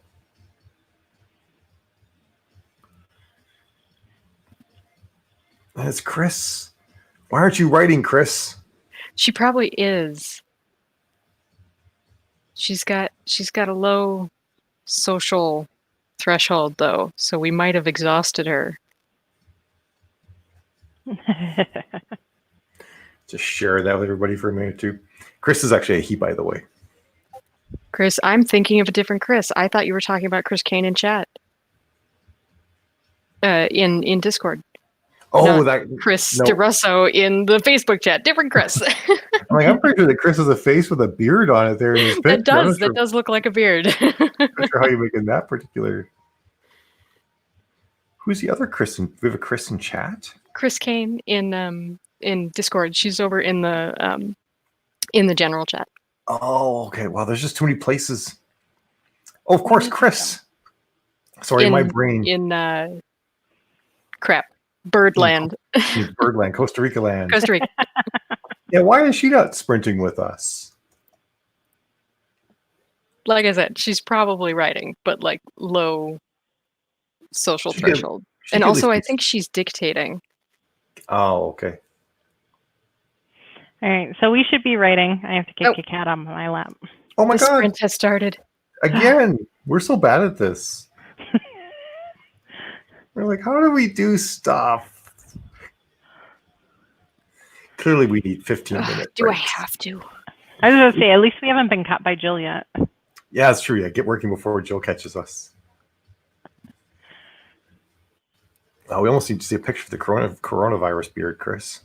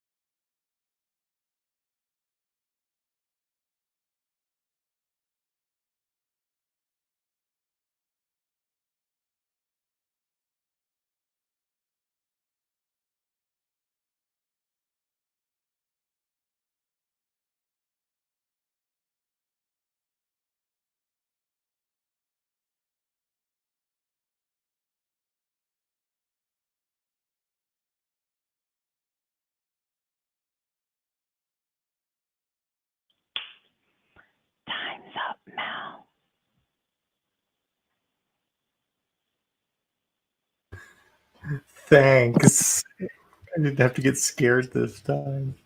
I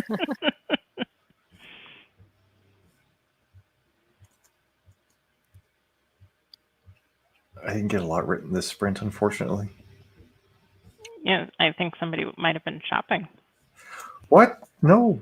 Actually, I wasn't. I was debating COVID numbers with somebody on Facebook.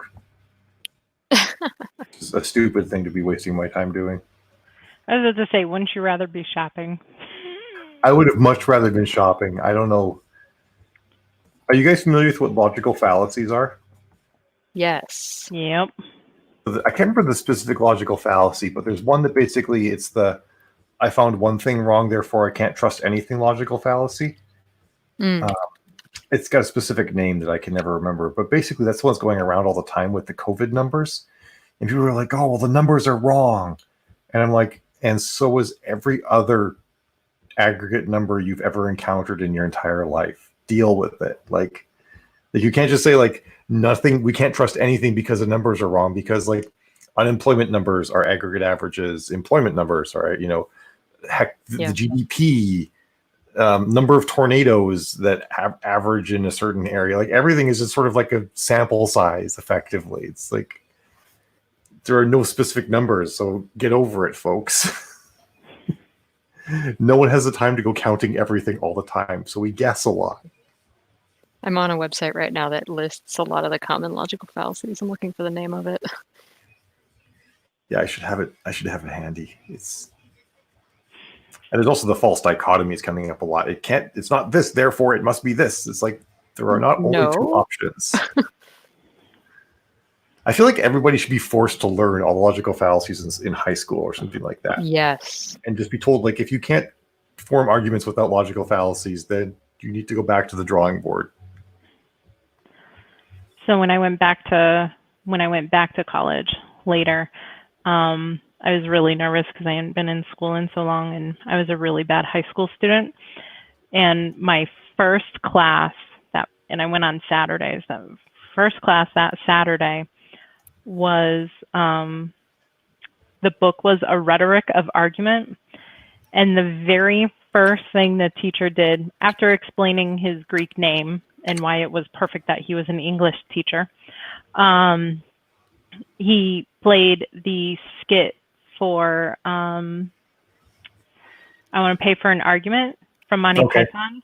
Yeah. And I just knew I was all set right there. But you did go through like all of the, fallacies and stuff. And like by the end, you really were, writing a final paper that you were like, nope, that's wrong. That's this fallacy. And then you were rewriting it going, nope, that's wrong. That's that fallacy and stuff. Right. Yeah.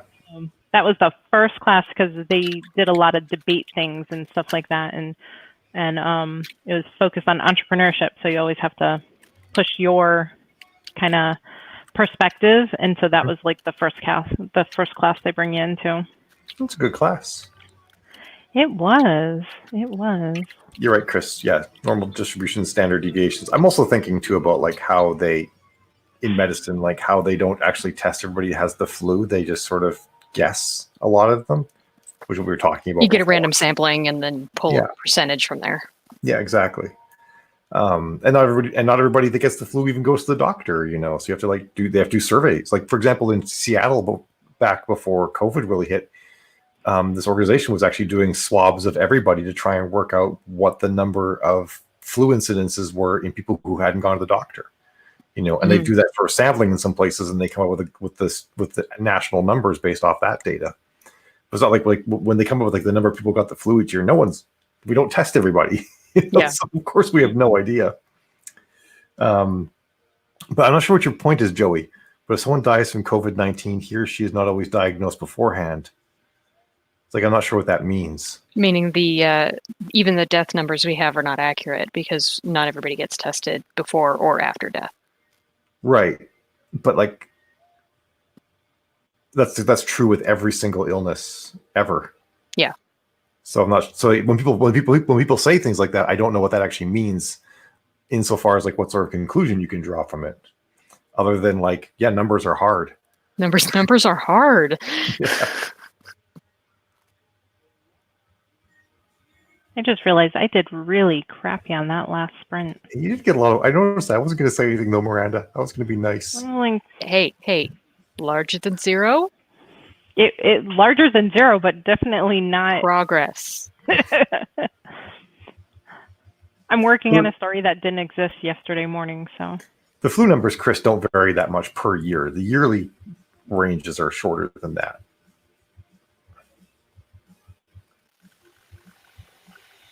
What on earth? What was that? So the maintenance guys that I let into my bathroom this morning, they ran a scope down the toilet. Well, they removed the toilet, then they ran a scope. I don't know what it is they were looking for, but they have been working in the front yard ever since, and now apparently we're drilling, or I don't know what that was. What? I thought you said they put the grass back. I thought they did, but they're still there, and their truck is still there. Oh. Joey, by the way, you're going to need to provide a lot more information. I'm not entirely sure what you're getting at there. I mean, here's the thing about COVID-19. We won't know the real numbers for years. Yeah. Because that's actually how long it takes to get the flu numbers, too. It actually takes years to correlate all the flu numbers. Yep. If you look at the CDC's website, I think the most recent numbers are from 2018. And that's like a well understood sickness. Like we won't know probably until like 2025 until what the real numbers for COVID were. So I'm not sure why people, and also to keep in mind, like we've never done anything like this before. We've never done like a real-time global pandemic number crunch before. It's a new thing for the human race.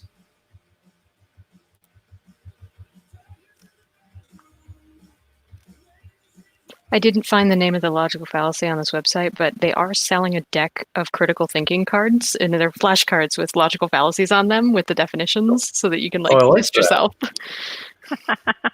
I have to try and find this one because not all the sites list. There seem to be like a variety of lists of logical fallacies. They have a list of cognitive biases as well. It's Tammy. It's argument from ignorance or something like that, where you basically say we don't know the truth, therefore we can't know anything, or something along those lines.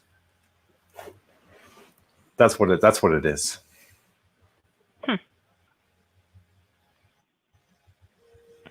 Tammy, you were saying they had also biases for that one? Yeah, cognitive biases as well. Yeah, which is another big piece with arguments. Oh my God, my husband has this one. You have to share now. That sounds awful. The curse of knowledge is what they call it. Once you understand something, you presume it to be obvious to everyone. So Mr. V is a cyclist. He builds bicycles. He's very mechanically inclined. I've got a desk over here full of RC cars. He can pull something apart and put it back together and have no extra screws.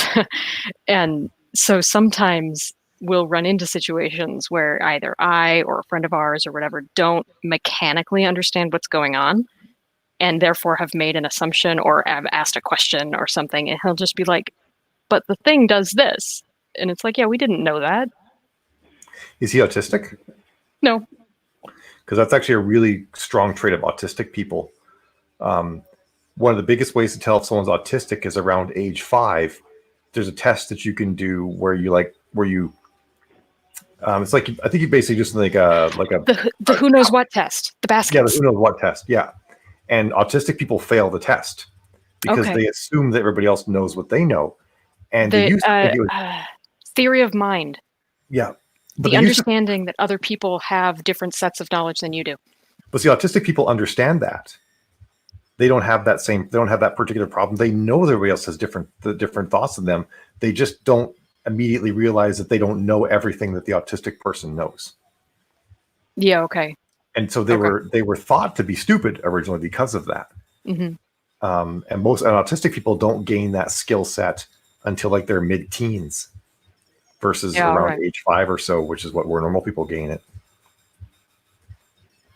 And then another big thing that autistic people can't deal with is they can't deal with shades of gray. Most uncertainty. And most regular folks, neurotypical folks, understand shades of gray pretty well by 18 to 23. Autistic people take into their 30s to really be able to grok that. I Speaking from used the experience. word grok the other day, and I got a bunch of weird looks, and I was like, "You, this is what the word means. This is how you use it." And Mr. V was like, "That's not a word." It is to a word. It's in the dictionary. And if it's not, I'm scribbling it in.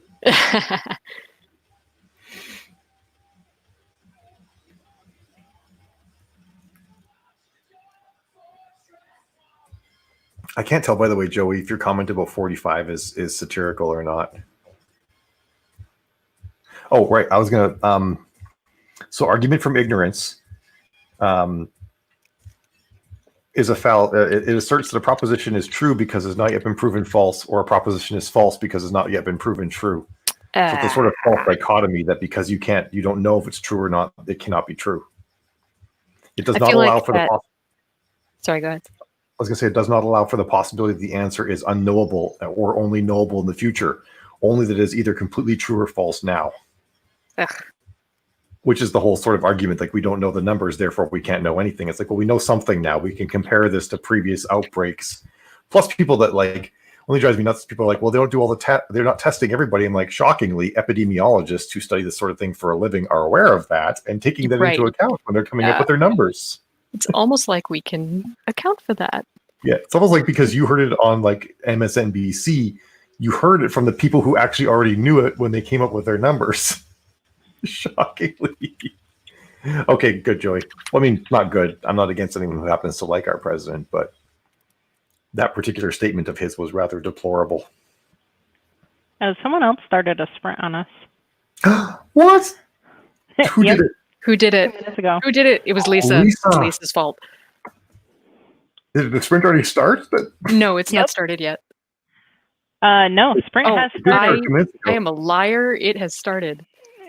My God, Lisa, she's just like sneaking one in on us. Chris from Costa Rica joined us, though.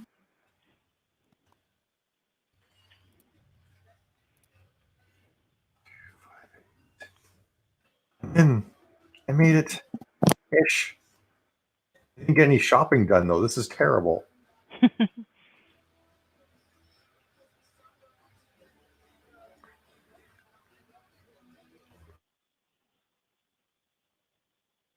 And grok is a new word. That's why some people might not like it. Isn't it from This Is Spinal Tap originally? Which makes it like 30 years old.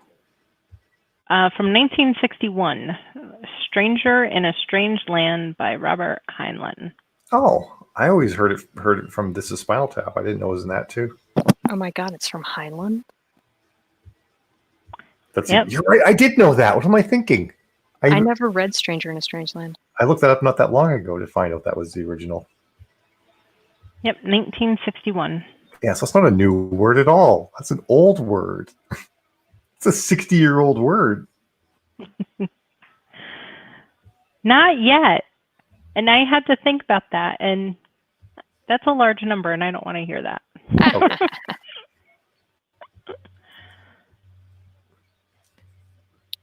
Joey, no one should traditionally publish. There's your answer. There's my false dichotomy.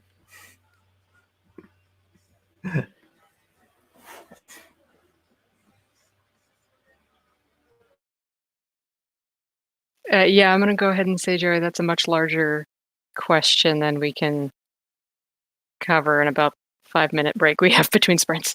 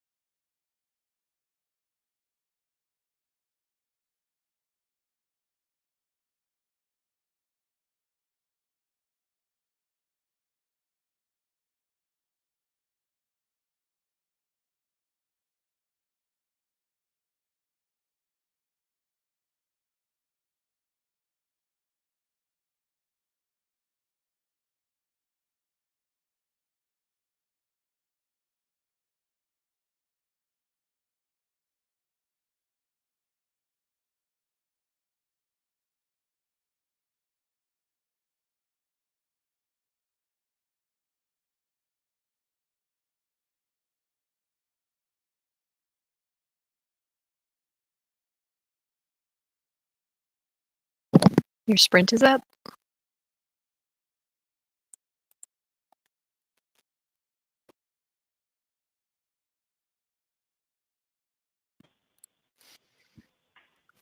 Oh, I think that was my last one. Possibly mine too. The cats are starting to glare at me a little bit. Are they making you uncomfortable? Well, this is the start of their it is dinner time, and why haven't you gotten up to go into the kitchen? So, like, one of my cats just repositioned herself, getting ready to jump down if I move, and my other cat is starting to pace. So he'll start to actually meow at one point, and then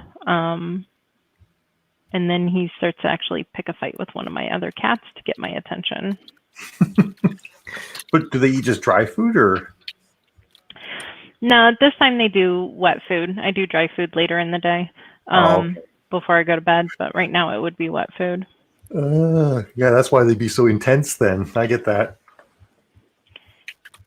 Yeah, I have one who just strolls down whenever she wants. She's the one who, like, we could leave out piles of dry food and she'd be okay. She wouldn't, she's a grazer, but the other two are pigs. There's no other term. To where, like, we have, like, individual bulls that respond to an RFID that's on their collar so that they can't eat each other's food. Really? Yeah. Wow. I was going to ask if you feed them in separate rooms, but that'll do it. Yeah, that's what we do, because Natasha goes around and eats everybody's wet food, and then Ivan eats everybody's dry food. So for a while, our third cat, Katya, she was underweight because everybody was eating her food. Oh no. You have some Russian cats there. Yes, all of our cats are Eastern European named, and Ivan was originally supposed to be Boris, but he didn't really have the face for it. So that's funny. That's pretty awesome. I was gonna say, Joey, just back to what you mentioned before, I have no experience in trad pub for horror, so I have no idea what they would consider to be acceptable or not.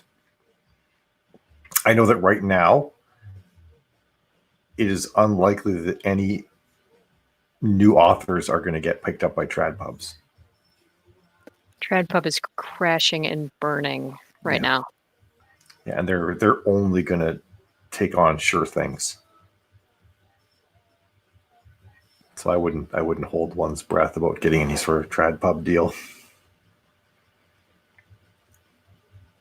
Unless you're talking about short fiction. Short fiction is still going strong. Yeah. But novels and stuff with one of the big five, that's not going to happen. Yeah. I just think about like the royalty rates and the fact that people who publish the big five still have to do tons of their own marketing. Yeah. And whatnot. It's like that sounds like taking way less money for almost the same amount of work. Yep. Trad as in traditional. So that's if you try to get someone else to publish you. They're oftentimes referred to as the big five because there's only really 5 of them left. Give or take a little bit. I'm at this point in this book now where my co-author wrote a bunch of it, and then I kind of wrote a bunch of it to tie things together. And now I'm like, crap, how do I make this thing align with what she wanted to do after I made all these changes? Uh-oh. Like I introduced like whole other factors and everything. The fun part of collabing. Yeah, totally. Oh, I didn't put my word count in. Oops. Or did I? I have no idea what I've done. Hey, you're on top of the today's count, so that works. Yeah, Joey, it's not that the big five are not interested in horror. It's that the big five are not going to spend any money on anybody new. Doesn't matter what you're writing. Nods.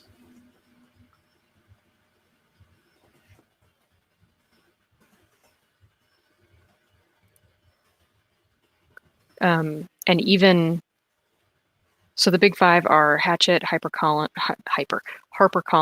Macmillan, Penguin Random House, and Simon and Schuster. And right before the pandemic hit, Simon and Schuster was up for sale. So the big five is very likely to become the big four in the next year. As an industry, traditional publishing is failing. What she said. Oh, and also, I don't know if you know this, traditional publishing has exactly one paperback distributor, and that distributor just filed for bankruptcy. Ingram? No. So Ingram is... I guess they're not a distributor per se. They can do print on demand.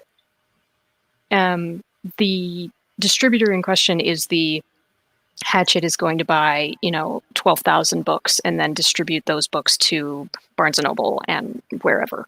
Right. And that printer/distributor has just failed. Oh, wow. Have you heard, by the way, of Bookshop? This is ringing a bell. So Bookshop just started up like in February, and their whole shtick is that they work with any book that's in Ingram's catalog, and indie bookstores can create online stores there, and Bookshop will drop ship the books that are ordered from the indie store. And so what the indie will get is the indie gets the indie gets 25% royalty for any book sold on their store, plus all sales go into like a 10% slush fund. So no matter what happens, any indie bookstore that signed up for this and has listings and whatnot will get 10%. We'll get a slice of the 10% pool. Nice. So it's kind of like a KU for indie bookstores. And then in addition, authors can create stores on there, and the author will get 10% off of any sale that is made through their store. Plus, they'll get whatever profit they're going to make on the back end from Ingram. Do they only handle the dropship for paperbacks? They don't do ebooks? They don't do ebooks. They are looking into doing ebooks, but right now, I mean, they literally just started up in February. Yeah, I'm looking at their website now. Yeah, and they've already made something like $800,000 for indie bookstores in the last couple of months. So I'm going to create a presence on there, because their big thing, one of their big angles is that people who the reason why Amazon got so big is everybody links to Amazon for the affiliate money, right? And they're like, we'll link to us and we'll give you 10%, whereas Amazon only gives you 4.5 or pennies, depending on what people are buying. Yeah, exactly. A new sprint has been scheduled. Lisa, she schedules them for too soon. Oh, she didn't. Never mind. We've just been jawing for a long time. Well, she did move it, so it's starting at 50 instead of 45. Oh, I like that. Yeah. Originally, it was going to start at 45, and yeah. I'm going to bow out here. I've got some chores I need to take care of, and my brain is pretty much mush. So I got some great progress, though. I'm super pleased. Yeah, thanks. So it's nice having everybody come in. It's a lot of fun. Oh my God, what day is it? It's Wednesday, right? Yes, it's Wednesday. Yes. I'll be back tomorrow.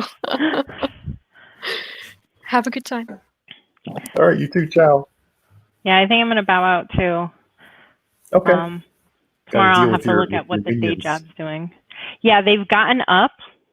So Ivan is my problem child. He's actually walking towards me right now. And he got distracted by the sunlight coming in, so he's sitting for a second. But yeah, both of them are up.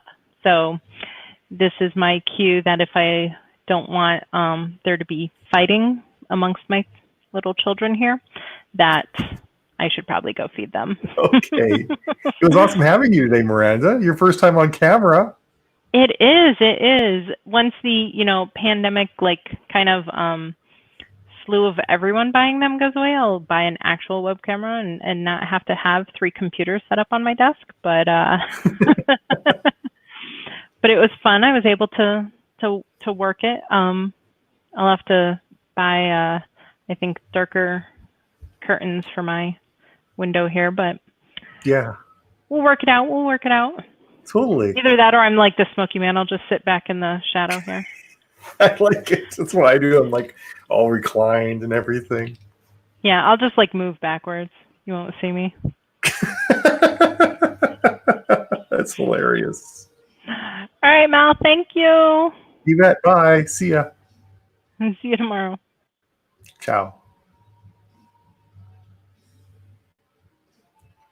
It's just me. And then there was my eyes look so creepy like this. Look normal when I look up, but they look really creepy at this angle.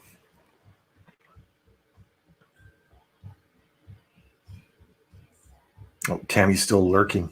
I see how it is, Tammy.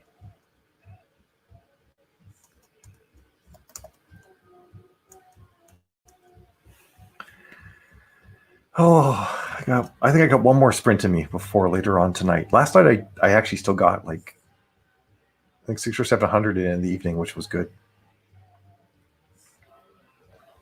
And I've done, how much have I done so far today? 3741. So yeah, I might hit my 5K today.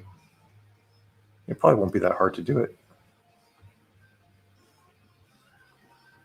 What looks creepy, honey? I lost context here for what's creepy and what's not creepy.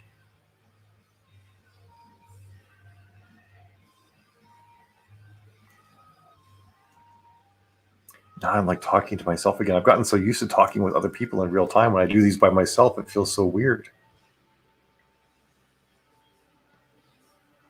I'm just going to surf Facebook now.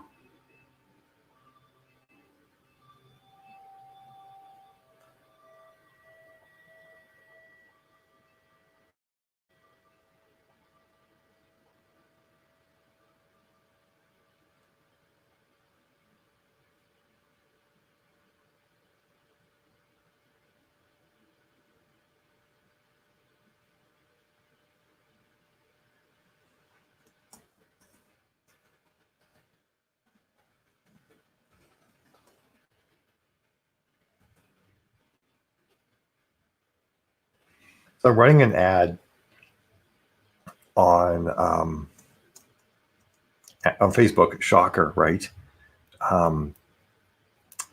And it's got this picture of this woman in body armor, and she's quite a thin woman, which aligns with my story because the two of the main characters in my books are actually really thin. One because was malnourished as a child and was put into this program for being turned into a cyborg because she didn't have a big body to begin with, so she was handy. And the other woman is Martian. She's from Mars, so they only have like 1/3 the gravity we have, so she's tall and thin as a result. So I found this one bit of stock art that has a person in body armor and someone's really thin, and this is sort of a weird thing to talk about now that I'm suddenly talking about it. But every now and then I get some comments where people say like, why does she have a cod piece? And it's like, okay, guys, like I know that you don't really understand female anatomy a lot, but there's this thing called the mons pubis, which is the pubic mound, and it's slightly larger on women. So it's not a cod piece. It's just the fact that some women's bodies, don't look exactly like you're used to seeing them in the pornography you watch or something like it's just like sometimes it's just like, what is wrong with men that they think that they have to do things like that? These particular men, not all men, I'm sorry. But like, who makes a comment about like someone else's like pubic mound as to whether or not it's too big or too small? What goes through people's minds before they do stuff like that? It's like, you're not funny. You're just stupid. It's just weird. People are weird. That was a rant you probably did not expect. I didn't expect that rant either. I just went and looked at every response on my ad, and I'm just like, my comment to the person was, mons pubis, look it up. I expect to get no comments on that particular rant. You guys are like, what is Mal talking about? This is weird. Oh, I still have more beer. That's the problem.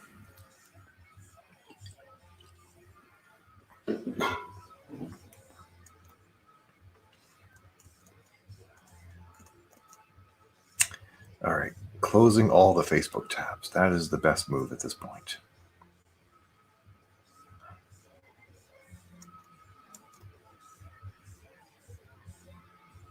I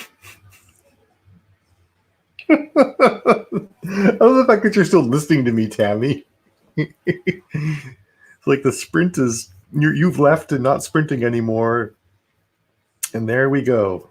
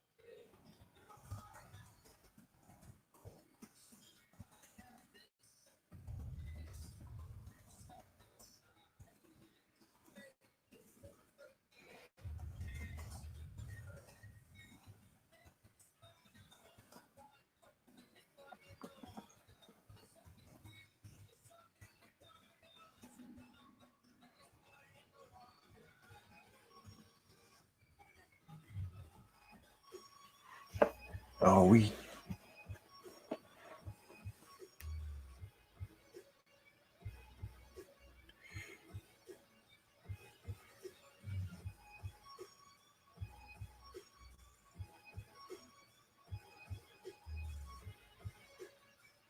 there should be a thing at the bottom, Chris, for authors that you can click. It's in their footer. That's where I signed up. I made my site, my stories. I haven't put a lot into it yet because I have to put things on Ingram first. And Joey, I thought that too. I discovered that was white male privilege.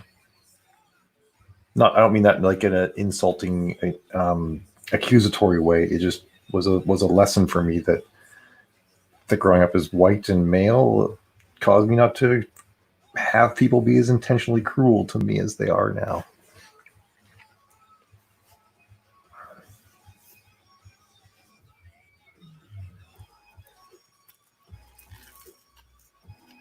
Yeah, what Tammy said.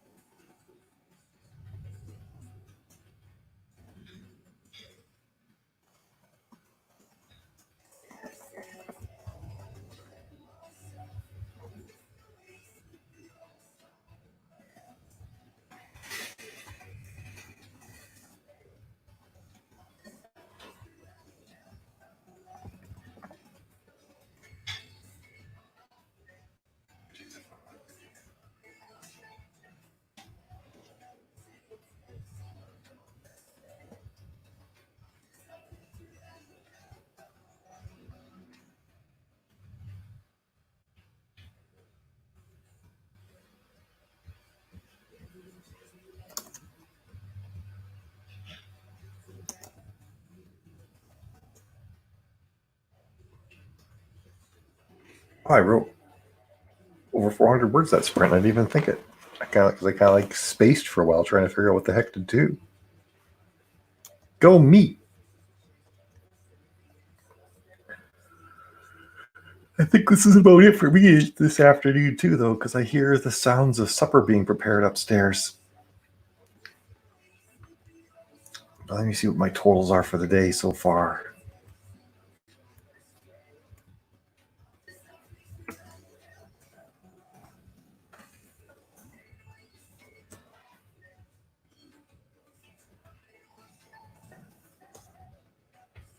I have done 4,200 words today, so probably 2 sprints tonight, and I'll hit my 5K.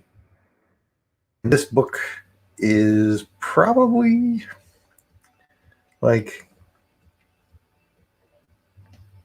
I actually kind of feel like this one of these chapters could be moved earlier on. This chapter will be a wrap up.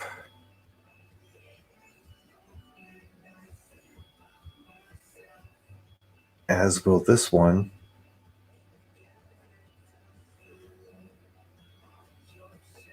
Yeah, I'm actually going to take Desperate Escape. Put that here. Off to their heads. That's from 1990. Yeah. So, like, I don't know, maybe like a couple more thousand words. This sucker will be done. Plus the afterward, forward, and previously.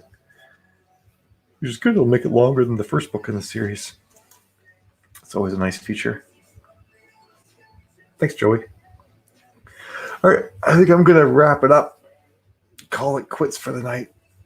Go up and see if Jill needs some help. So thanks for hanging out, everybody. It was good fun. Got a lot of words done today. Even though it didn't feel like it. It's kind of weird. I felt like I was lollygagging and I got tons done. So bonus. Have a good one. And I think tomorrow I'll probably be on at 1. Ciao.